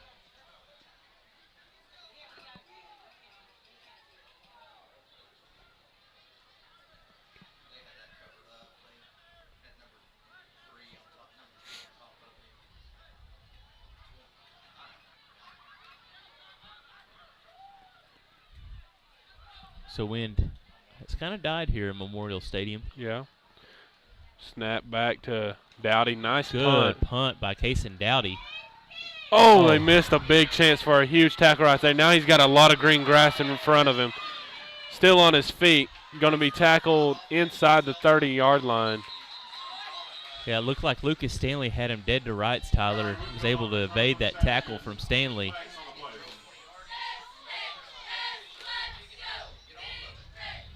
Is that 5:37 on the clock? Yes, 5:37 remaining.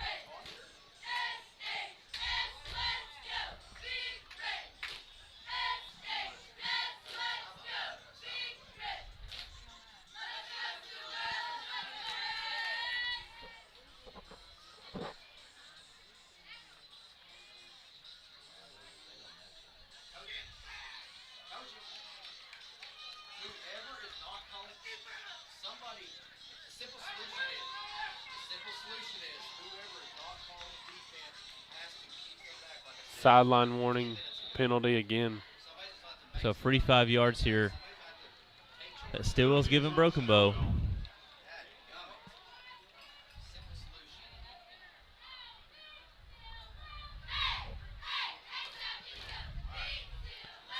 So it's going to give, it's going to be 13-yard line here for Broken Bow after the big return on the punt.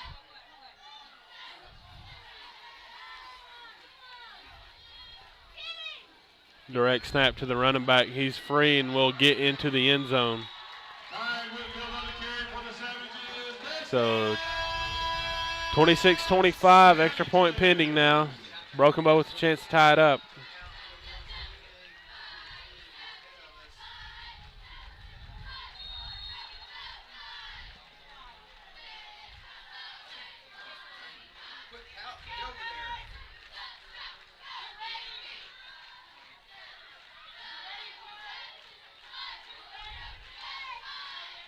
So here we go, this formation from Broken Bow that we don't quite understand. And everyone comes back to the center. Snap is back. Hold is through the holder's hands. Extra point attempt will be no good on the fumble. So Stilwell keeps the lead. Yeah, Stilwell keeps the lead by 1. We want to go ahead and mention the sponsor for our first and third quarters tonight of the broadcast.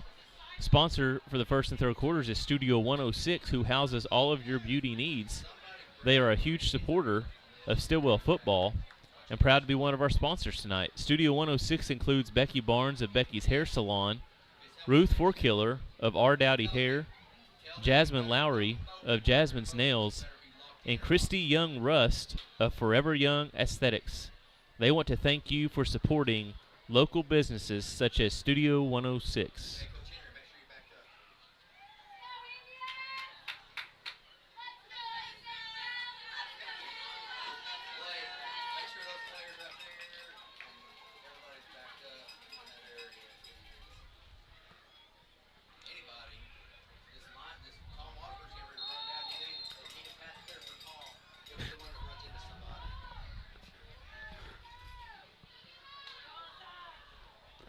Kickoff coming from Broken Bow.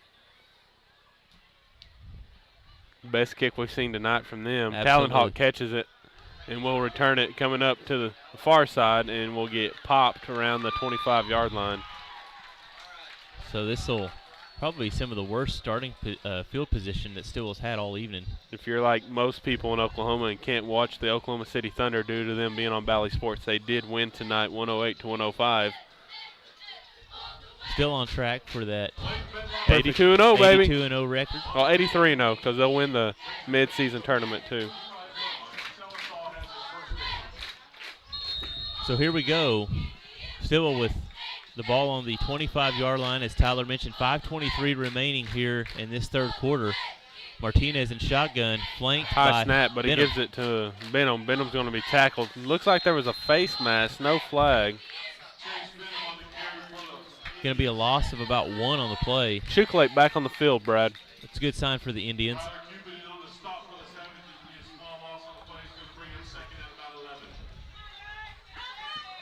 About 5 minutes remaining here in the third quarter. Stilwell is up 26-25.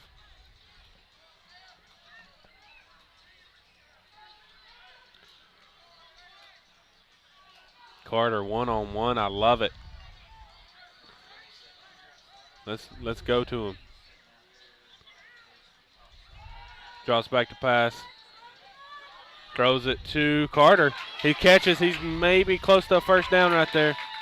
And good job by Juan Martinez, Tyler, going through his progressions. Yeah, he was wanting the wheel route right here with Chase Benham coming down the near sideline. Broken Bow did a good job of reading it and defending it, but so he went to his next read, which was Carter coming across the middle, able to hit him, get the ball out in front of him, and give him the ability to go get that first down. So 1st and 10 for the Indians from the 35-yard line.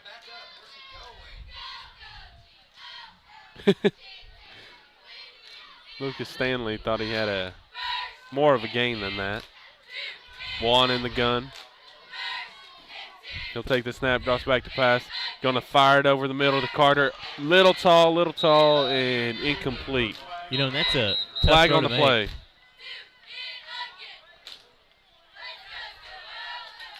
Holding against the Indians. That'll make it 1st and 20. Against the Indians.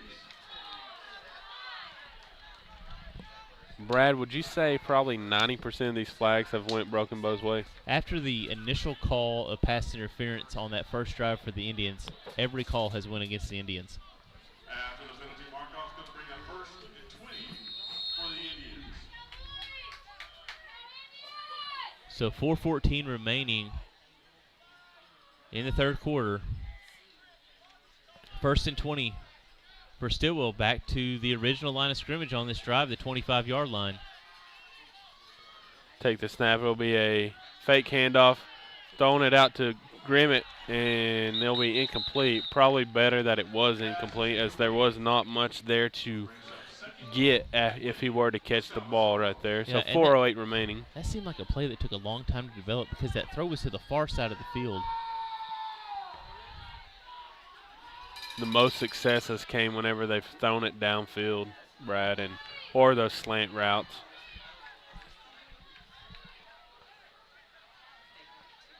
One-on-one coverage right here with Carter once again. Give me a post route.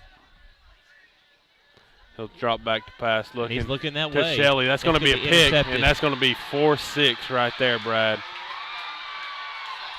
True, the first big mistake by the Indians offense on the night.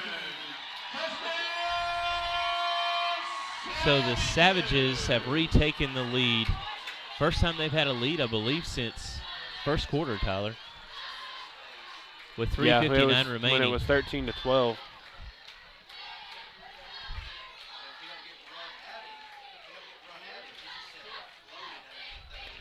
They sit on the double slant route right there and was able to just snag it out of the air, and there was just no one there after he caught it between him and the end zone. 3:59 remaining, 31-26. Savages on top, going for 2 to make this a 7-point game. There'll be a snap run up the middle, going to be an easy 2-point conversion. So 33-26, Stilwell offense has to answer now as Broken Bow has regained the advantage in this game flow.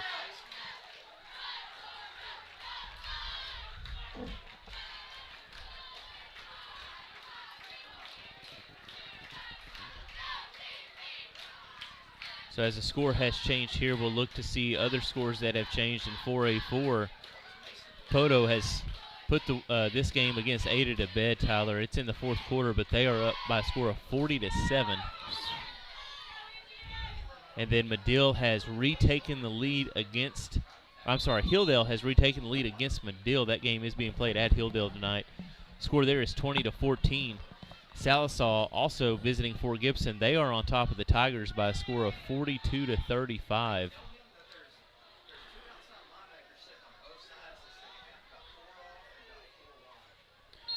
Hilldale has Fort Gibson next week, Brad. So if Hilldale could win both these games and still to close out the season, and Broken Bow maybe drops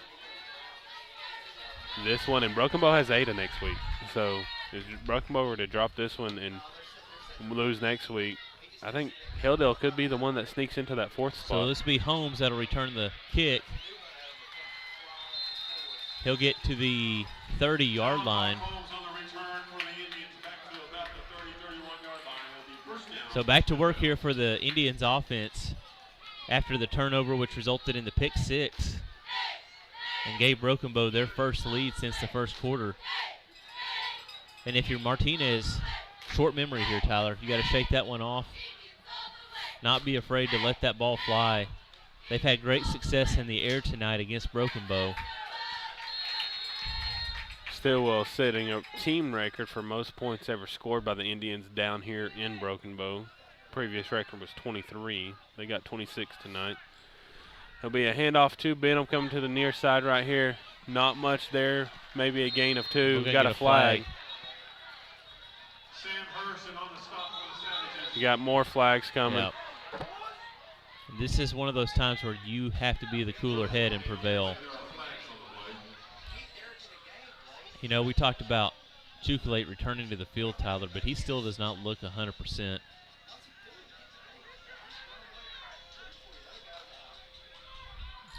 Looks like this could be a Probably an instance offsetting where it's penalty. offsetting, yeah.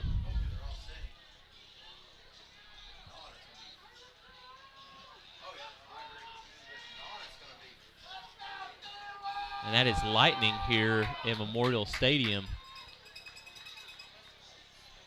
Not what you want to see, Brad. No, it's not. But we were aware of storms kind of moving into the area. For those of you back home, we know that the cold front moved through earlier this afternoon. It still has yet to affect Broken Bow. We're sitting comfortably in the mid-70s. I say not so comfortably, really, because it's pretty muggy right now. But we do have some storms kind of forming along that front that's trying to push through. Radar currently shows it kind of west, northwest of Broken Bow, but And you we do never have know. thunder, though. And we're going to have a stoppage probably in play. Official timeout. Looks like we're going to go weather delay, I bet.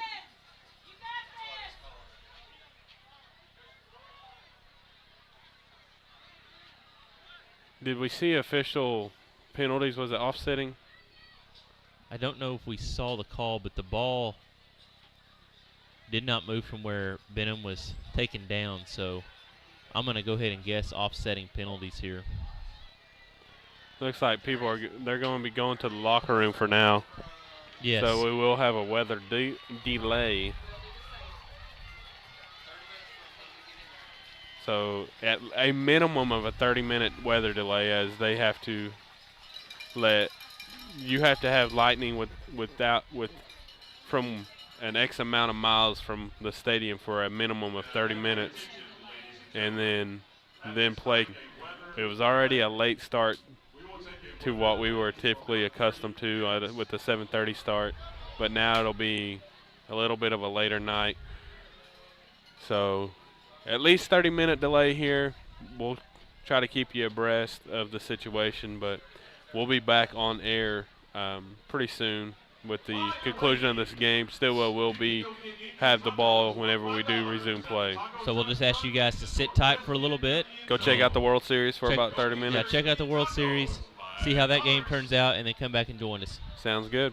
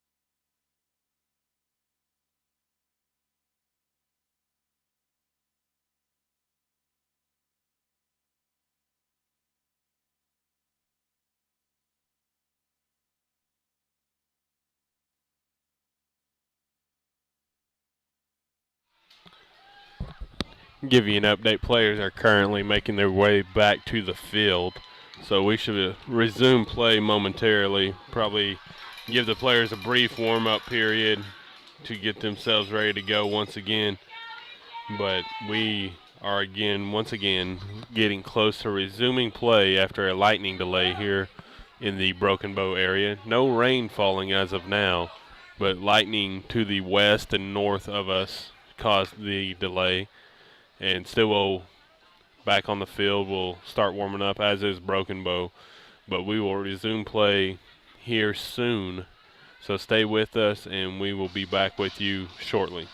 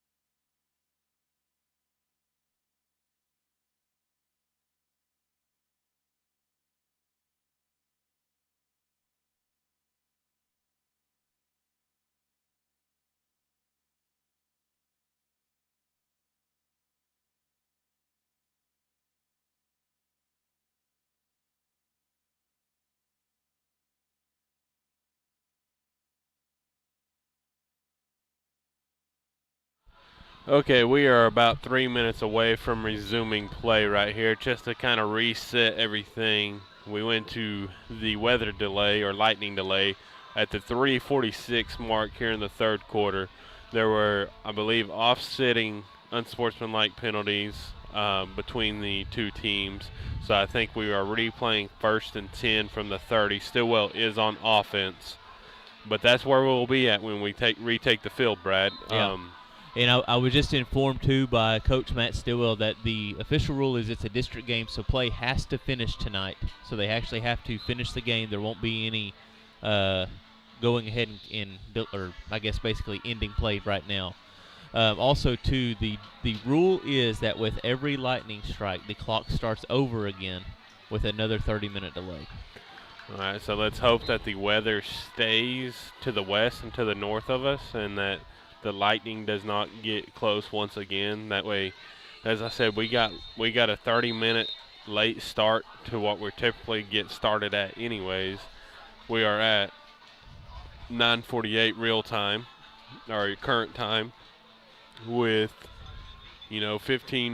nearly 16 minutes of game time still to go, which most people understand that usually means about 45 minutes of real time. So this game could be pushing into the 11 o'clock hour. Hopefully no other delays so that we're not playing a game approaching midnight or anything. But Stilwell will be on offense right here to start this game. I think, me personally, the break probably works to the benefit of Stilwell. Broken Bow had the momentum right there after the pick six, Brad. That kind of slows it down. It does. Air has kind of come out of the stadium a little bit. Fans were getting a little raucous and rowdy, and so 3:46 here to go in this third quarter, and play is resuming. All right, so Martinez in the gun. He has Benham to his right. Carter on the field on the near side right here, one-on-one. You got Chukale up top, and there's lightning once again. Another lightning strike, so we're going to look at probably a 30-minute delay if they do call a delay. We had a fan here that said it was just somebody taking a picture. So here we go in the Thunder. So indicating it's still quite a ways away. They're going to play it. They're going to go ahead and play it. I think this is the right call, Tyler. We've seen on radar this storm's still 17 miles away. All right, so Martinez in the gun. He'll roll out to his right. He's looking to throw, gets it away, incomplete. So it'll be 2nd and 10 from the 30. They did a little bootleg out to the right there. Nothing for Martinez, but he smartly throws it in the ground to prevent the loss of yardage on a sack.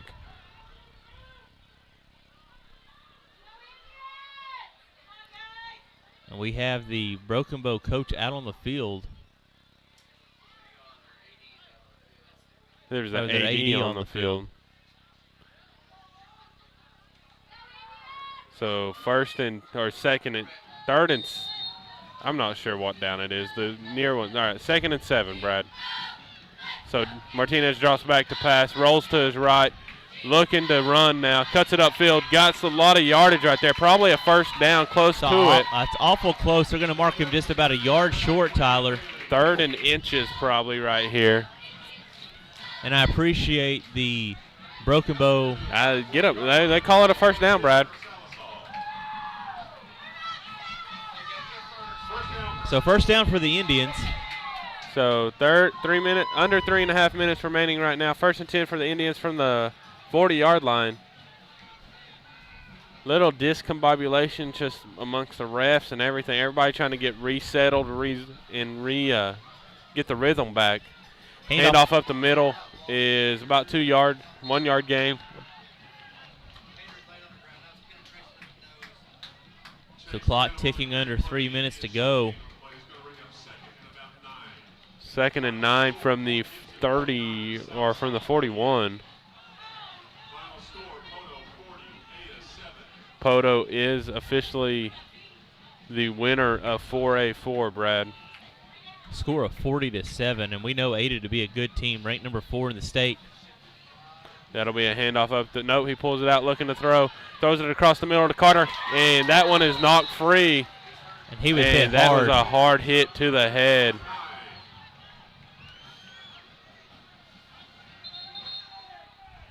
I think there should have probably been a flag thrown. Absolutely. After the guy stood over him and taunted him, but no flag on the field.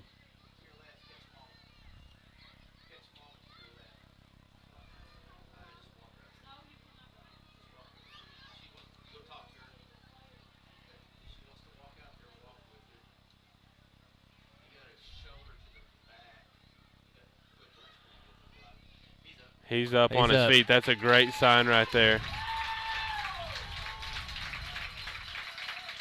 That was a hard hit. Should have been targeting.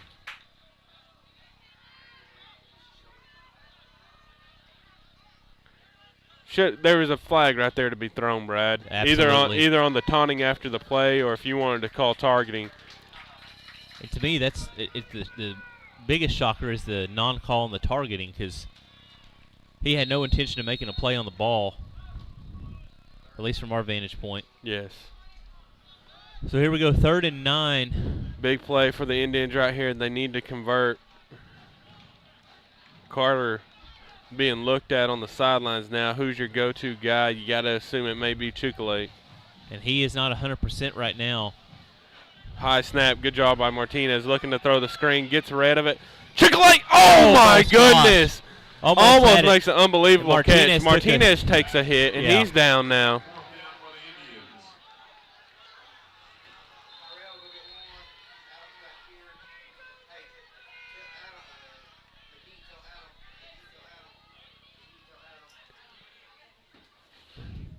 Adam Carter, Coach Carter, coming on the field to assess Martinez as he's down. Couple big hits with no flags thrown on the last 2 plays, Brad.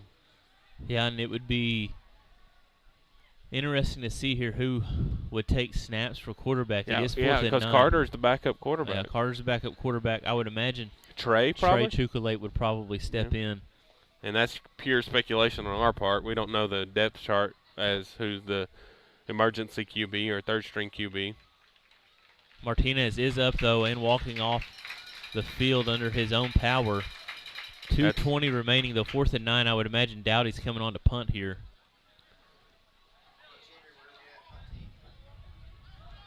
Good to see him get up under his own power and walk off, but it will be Dowdy punting the ball away here for the Indians. Gingerly coming to the sideline.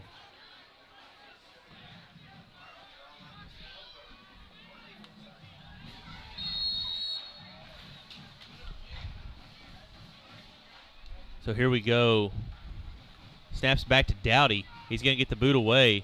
And it is not a good kick, kind of off the side of his foot. Good bounce here for Stilwell. Going to be fielded by Broken Bow. Good tackle, ran out of bounds there by Lucas Stanley. Kyle Whitfield on the return for the Savages back out to about the 47-yard line. And that will be a Savage. All right, so Broken Bow will start this drive just shy of the 50-yard line, about the 47-yard line. First and 10 at the 47. Stilwell defense needing to pick up the offense right here, kind of get some momentum back.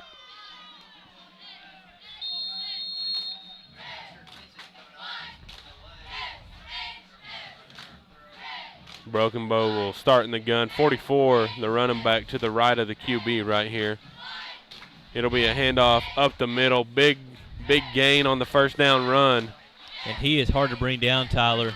Be a gain of about 6 on the play.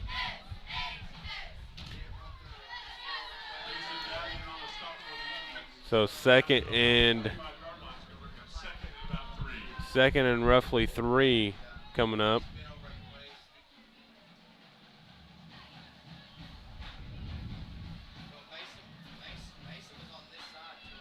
So in the gun still, be a handoff, another handoff up the middle. Big run again, first down Good tackle for the there Savages. by Talon Hawk Holmes. Coming up from that safety position to make the tackle on 44. 1:23 remaining, Tyler, here in this third quarter.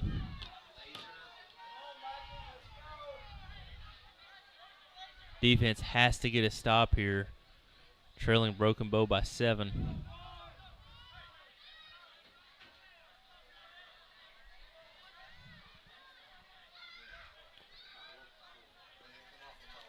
So first and 10,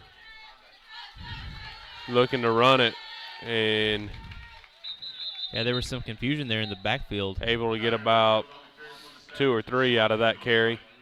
Clock running right now inside, 45 seconds remaining here in the third quarter.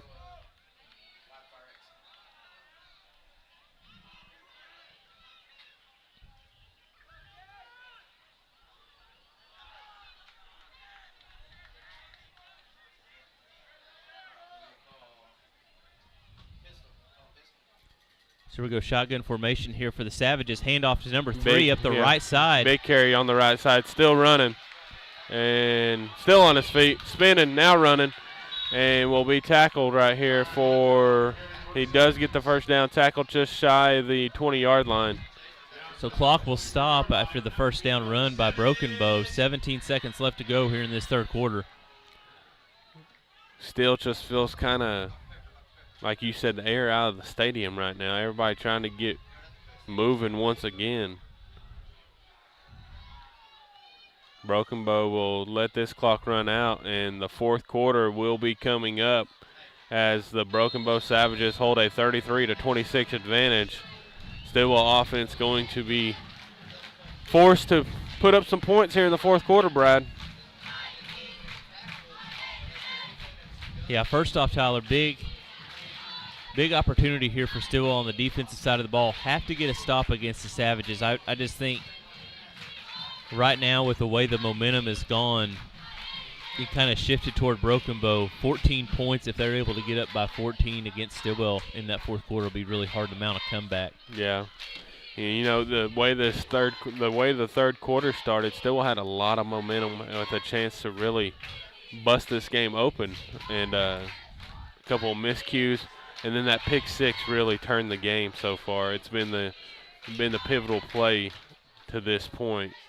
I mean, if they could find a way to get off the field right here and not give up any points, it'd be so huge. And again, we don't know what this offense is going to look like coming out, as the previous drive, Carter got hit hard. He looks like he may be okay. And then Martinez got hit hard on the very next play and was slow coming to the sidelines. And we'll see if both or neither, or if one of them can get back on the field on the next drive.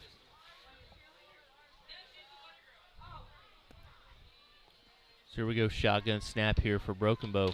Direct snap to number 3 running back. Not much there, so a good good good first down play for the defense right here.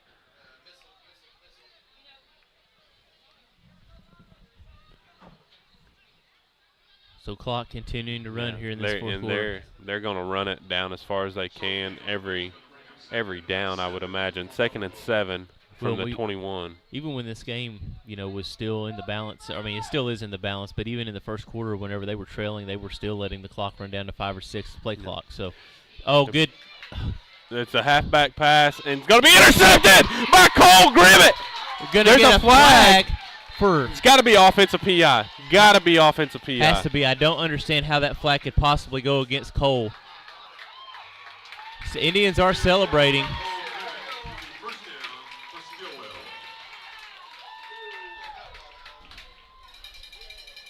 So the interception stands. I never saw the official make his call, but I'm assuming it was offensive PI where it was thrown. So the decline there. Yeah. They're going to look and Martinez on the field, Carter on the field, Brad. That's both welcome signs. And let's see if they can make some magic happen as they're down 7 with 11:18 remaining in the game. Huge turnover. It's what Stilwell needed. It'll be a handoff to Benham coming to the near side. He cuts it upfield, gets a gain of about 4 or 5. 4. Yeah, good run there by Benham. So 2nd and roughly 6. I just want to give a shout out to the Broken Bow drum line because I feel like they've done a good job of covering up any sounds of thunder that might have rung out in some of these brief lightning strikes that we've seen off in the distance. 2nd and 16 officially. Martinez in the gun. He's got Benham to his right. It'll be a snap. It'll be a handoff to Benham. He cuts it upfield. Not much there on that carry as it'll make it 3rd and 6, 3rd and 5, somewhere in that territory. Yeah, I was going to say Chase looked like he did a good job just to get back to the line of scrimmage. Critical 3rd down coming up for the Stilwell offense. 10:20 remaining here in the 4th. Stilwell down 7 as the Broken Bow has a 33-26 advantage. And as we mentioned, that Poto and Ada game went final with Poto coming out on top 40-7. Martinez in the gun. He'll take it. He'll fake the deep ball. Now he's going to fire it deep. Got Carter. Caught. First down into Broken Bow territory. Brayton Carter shows out once again. Carter's got to be quickly approaching 120, 130 yards receiving on the night, Tyler. There's been some huge chunk plays by him. 2 touchdowns. 2 touchdowns. I do want to give you a little bit of a stunner here. In the final seconds, it appears Fort Gibson edges Salisaw 49-48. So they maintain their positioning in the playoff race. Martinez drops back to pass. He fires it deep. He's got Chukalate!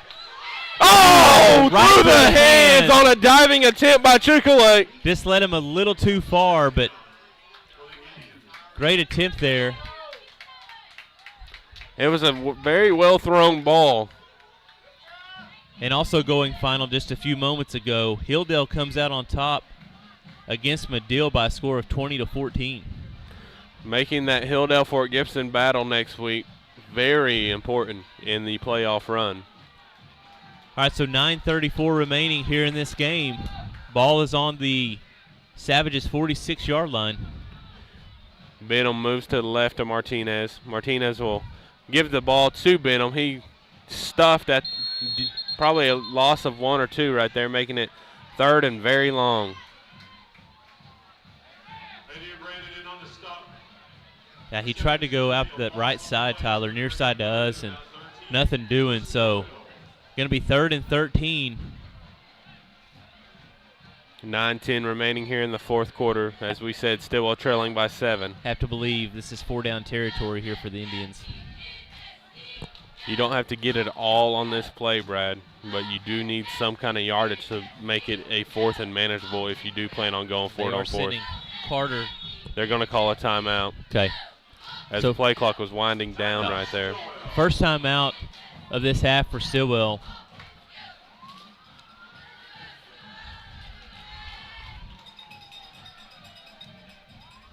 It's going to be the under. So here we go. 8:50 remaining here in the game. 33-26, Broken Bow on top. Stilwell 3rd and 13.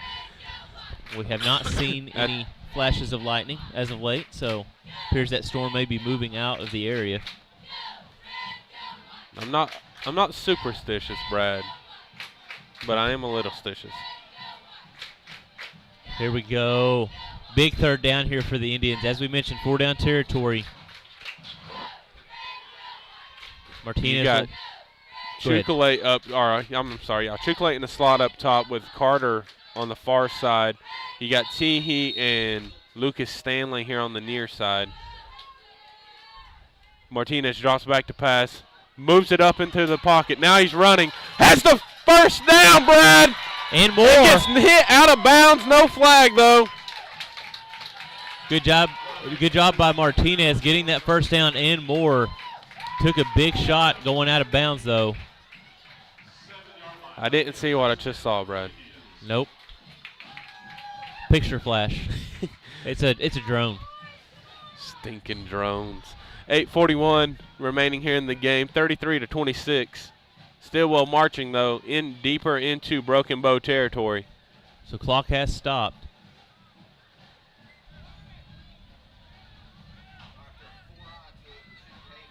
They're going to give the ball to Benham. Nice run up to the left side right there. Good gain. Going to be a gain of about 2 or 3 on the play.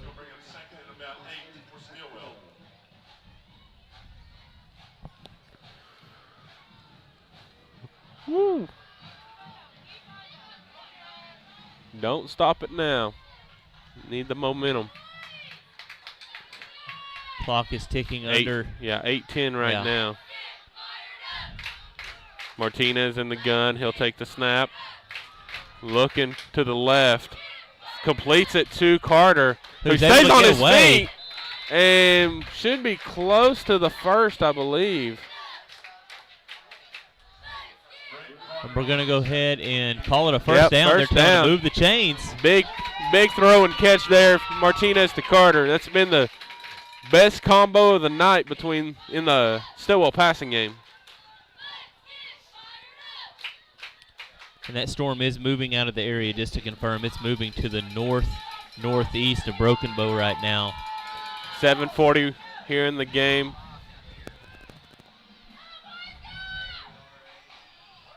Down to 3 on the play clock. They do get the ball off. It'll be a handoff to Benham. And he had a hole there, Brad. Yeah.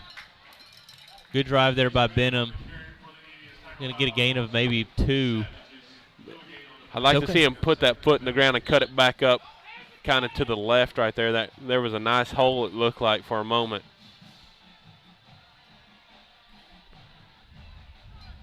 Approaching the 7-minute mark, 2nd and 8 from the 15-yard line. 16-yard line, excuse me. Play clock. Down to 10. Yeah. It'll be a handoff to Benham, draw play up the middle, and he might got it back to the line of scrimmage. So clock continue to run. 3rd and 8.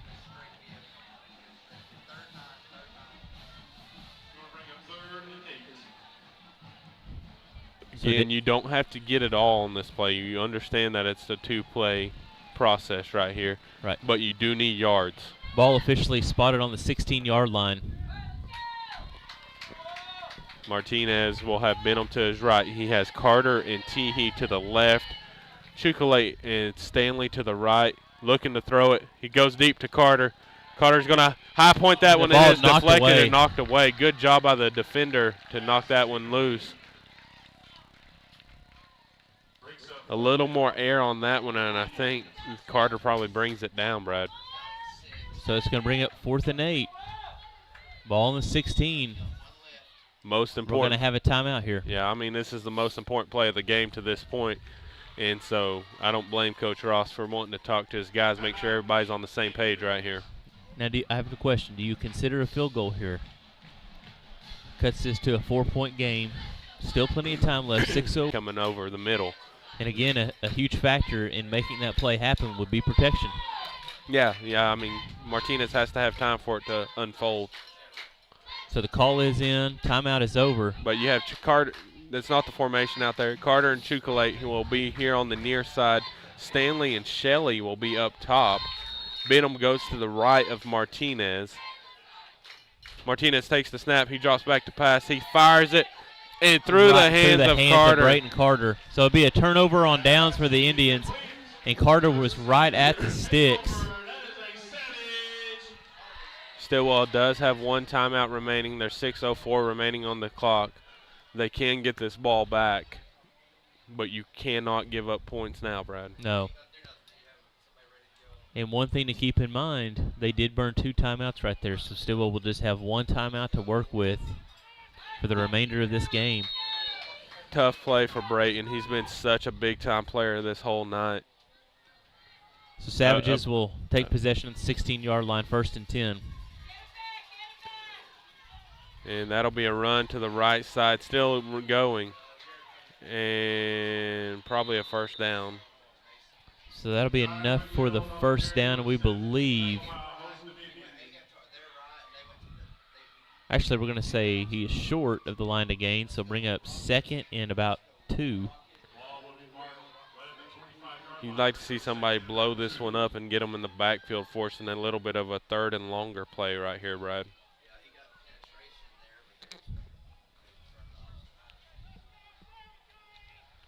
.5:30 remaining here in the 4th quarter. And run right up the middle. Probably has enough for the first down. That's where yep. They're going ahead and waving it on. So 1st and 10 with 5:23 remaining here in the 4th quarter. Stilwell down by 7. Defense needing to get the ball back for the offense.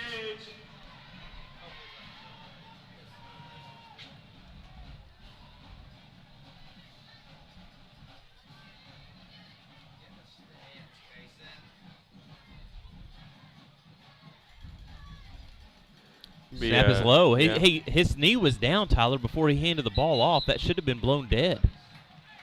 It appeared his knee touched the ground on the bad snap, which should whistle that ball dead. I thought he was, but they're going to say no, and it'll be a gain of about 6 on that one. Again, Broken Bow will look to run this play clock all the way down to 2 or 3 seconds before taking that snap. Stilwell can't give up many more first downs, Brad. And we're under 4:30 to go. It'll be a handoff again up the middle, and that'll be stuffed, forcing a 3rd down.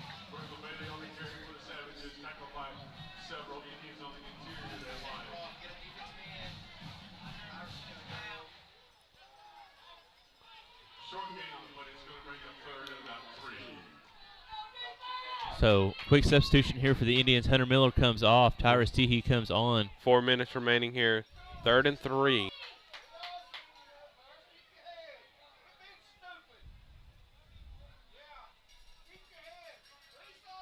Here we go. Shotgun formation for the Savages. Handoff is to number 3 up the right side. Got a flag, though. This Flag one's coming back. He's set down, so. And they're going to get another flag.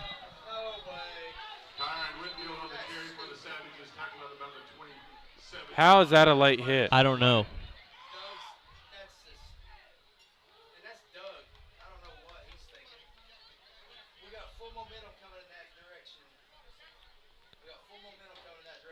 And it was a bang-bang play there. He decided to go down just as the Indians were tapping him and gave himself up. I don't understand how that could be a personal foul. Holding against the Savages. Handball, personal foul against the Indians.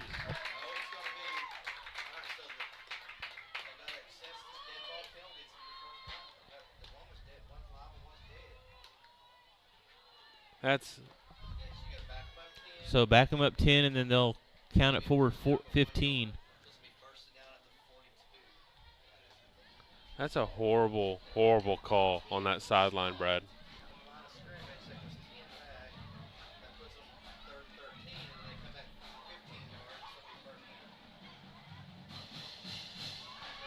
That'll be enough to give the Savages the first down.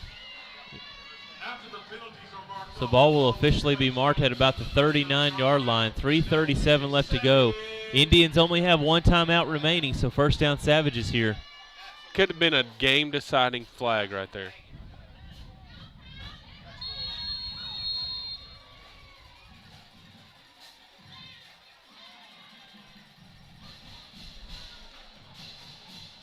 Kevin on their sideline. Doug wants to come down here and rest some more.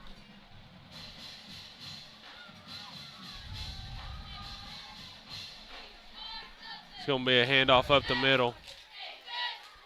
And tackle around the 45-yard line. Gain of about 6 right there. Clock's continuing to run.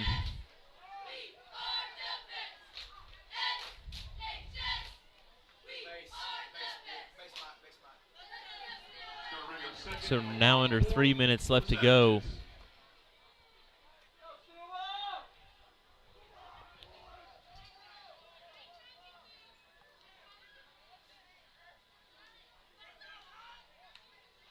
High snap. Handoff's right up the middle to number 3. He spins, makes one guy miss. That's going to be a big first down run as it's at 2:36 now. And with still only having one timeout remaining, Broken Bow's going to be able to run this clock down by a lot right now.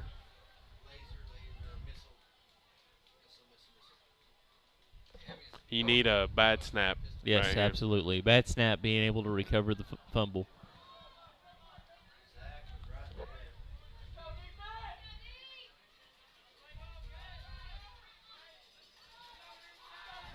So play clock down to 6 before they snap it. Handoff right up the middle. Going to be submarine fumble. No, he had it. Okay. I thought he fumbled it too. It looked like something to come out there, but no gain. So under 2 minutes now to go.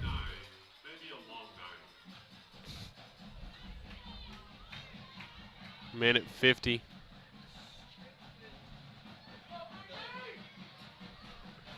So if they can get a stop here, they can call timeout, stop the clock.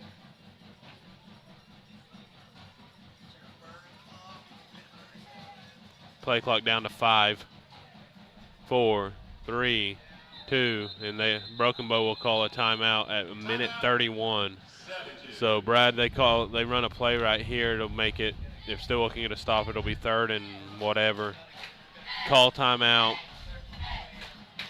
Broken Bow would be able to run another play. If you're able to get the stop, then you're looking at getting the ball back with about 40-something seconds left. Yeah. And then you're going to have to go the length of the field. Length of the field, yeah. And basically the clock only will stop whenever you either go out of bounds or first down. First down. May I have your attention, ladies and gentlemen? With the seniors, once the game is over, please take your banners. Seniors, please take your senior banner after the game tonight. Thank you.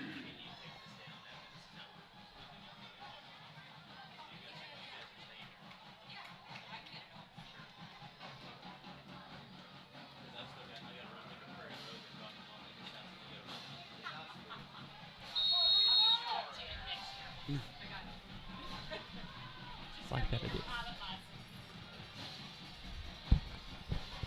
All right, so snap back to the Savages. Handoff to number 3 out wide. Oh, he gets to the corner. And we're gonna There's have a flag. though. He's going to sit down again with the first down, but it'll be 2nd and 19. Minute 22 though. So you're looking at still they're going to be able to run another play. You get a stop, it'll be 3rd down. Play will take probably about 5 seconds at the most. You're looking at, I think you're probably looking at about low 40s, somewhere in the high 30 seconds remaining, like possibly when you get the ball back, if you were to get the ball back.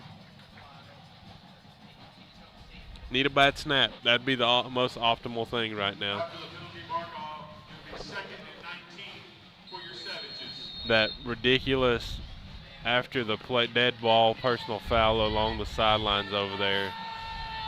It's just so bad, Brad. it is. They started the clock after the penalty.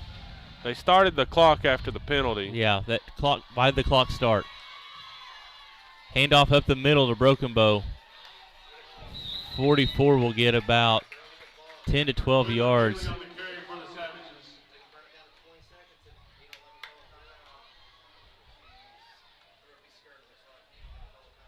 Down to about the 43-yard line. It's going to bring up third and about 14. So there'll be 20 seconds left to go on this. Still with the timeout.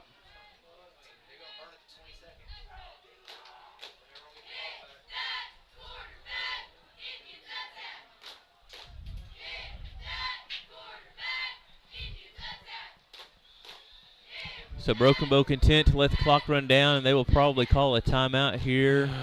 Here comes the timeout from Broken Bow with 22.6 seconds left to go. So you get a stop here. Say the play takes 5 seconds. You get a stop here, that puts it down at 17 seconds. The punt will take, say, another 5 seconds. You're looking at 12 seconds, Brad. Yeah, and I think you're being ultra conservative. I mean, it could be closer to 7, 9, I don't know. I mean, you're looking at probably a punt in one play, Tyler. You're looking at having to block the punt to have any chance.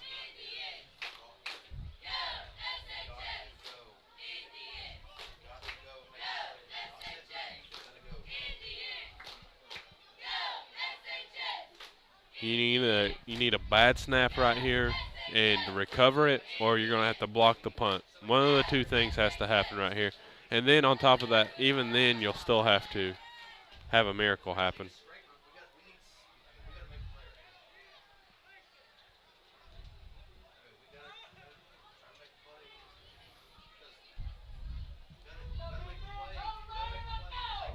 So here we go, 22.6 seconds remaining, 3rd and 13.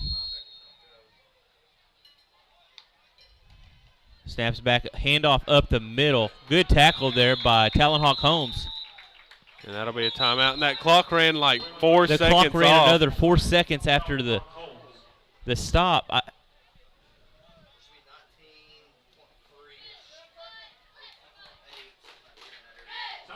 Indians. Due to an error from the runner on the play clock on the Broken Bow side, we've lost about 10 to 12 seconds. Looks like in they're game going to try time. to add some time to the clock.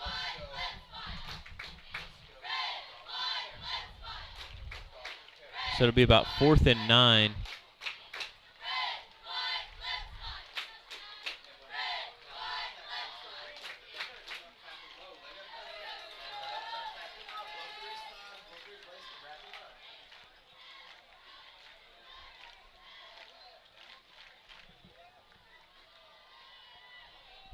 So they run it back up to 18. I still think that was less than what it should have been. Got to go get this one. Clock needs to go back now.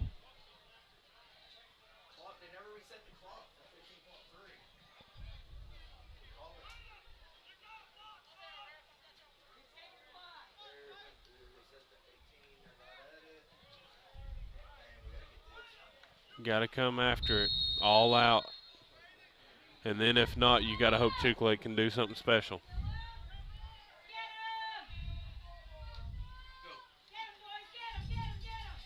Oh! Benham got close right He there, Brad. shanked it. Now that clock should stop now. 12.3 seconds left to go.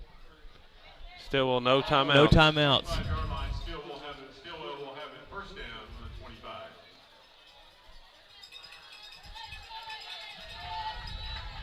So they're going to spot the ball 25-yard line.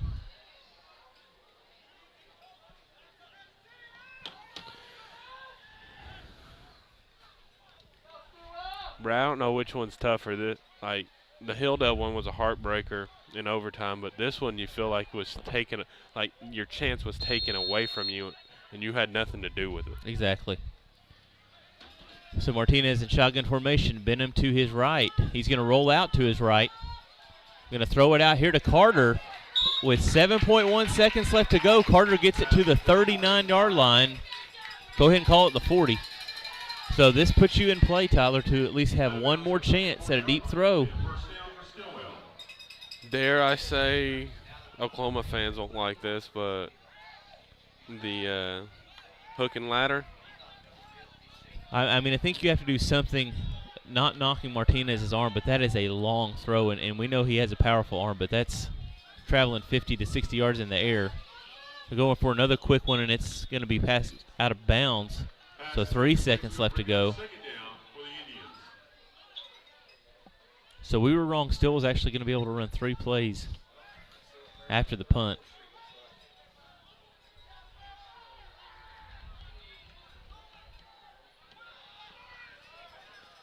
So 3 seconds here. Last play of the game. Martinez drops back to pass. Fires it over the middle. It's going to be intercepted. And that'll be ball game. Broken Bow keeps their playoff hopes alive. 33-26 is the final score as the Savages top the Indians. And Brad, I just can't say it enough. You know, the Hilldale one was a heartbreaker because you lost such a hard-fought game in overtime. This one felt like it was taken from you, and you had nothing to do with it. Absolutely. Just an absolutely atrocious call along the sidelines on that after the play, unsportsmanlike conduct by an official on the sideline official on the far side, and I mean that shouldn't have happened, and that call shouldn't have came, and Stilwell would have probably got the ball back with plenty of time to try to make it something happen down there. Yeah, well, hard-fought game here for the Indians. Tremendous offensive showing here from Stilwell. Record set tonight by Chase Benham, Brayton Carter. Huge game, big game by Juan Martinez as well. We are sad that it turned out the way that it did, but it was an exciting game, Tyler, nonetheless, even after all the weather delays. Shout out to the fans who made the trip down here to support these boys. Good luck tomorrow at the state cross country to Emily Cruz. Emily Cruz, and we have Braden George that's also running tomorrow. So best of luck to those guys. Yep. Him and her as they try to go get some gold. And also, too, we're going to give one more shout-out to our camera woman for the evening, Miss Nicole Starr, our athletic director. Wears many hats for Stilwell Public Schools, so we appreciate her work. Final score here from Broken Bow at Memorial Stadium is Savages 33, Stilwell Indians 26. We will be back next Friday night, November 3rd, with you live from the James Bradley Memorial Stadium, as it is senior night for Stilwell, and they will play host to the Poto Pirates, who are currently ranked #1 in Class 4A and are atop 4A4 district standings. That'll be a fun one to watch. Come check it out next week. Hopefully you can make it to the game, but if not, you can always catch us live here on the Stilwell Indians YouTube page. We also ask that you would like any videos that we post and subscribe so that way you can get notifications anytime we do go live. We thank you guys once again for joining us here in Broken Bow. We hope you have a wonderful evening. Thank you, and God bless.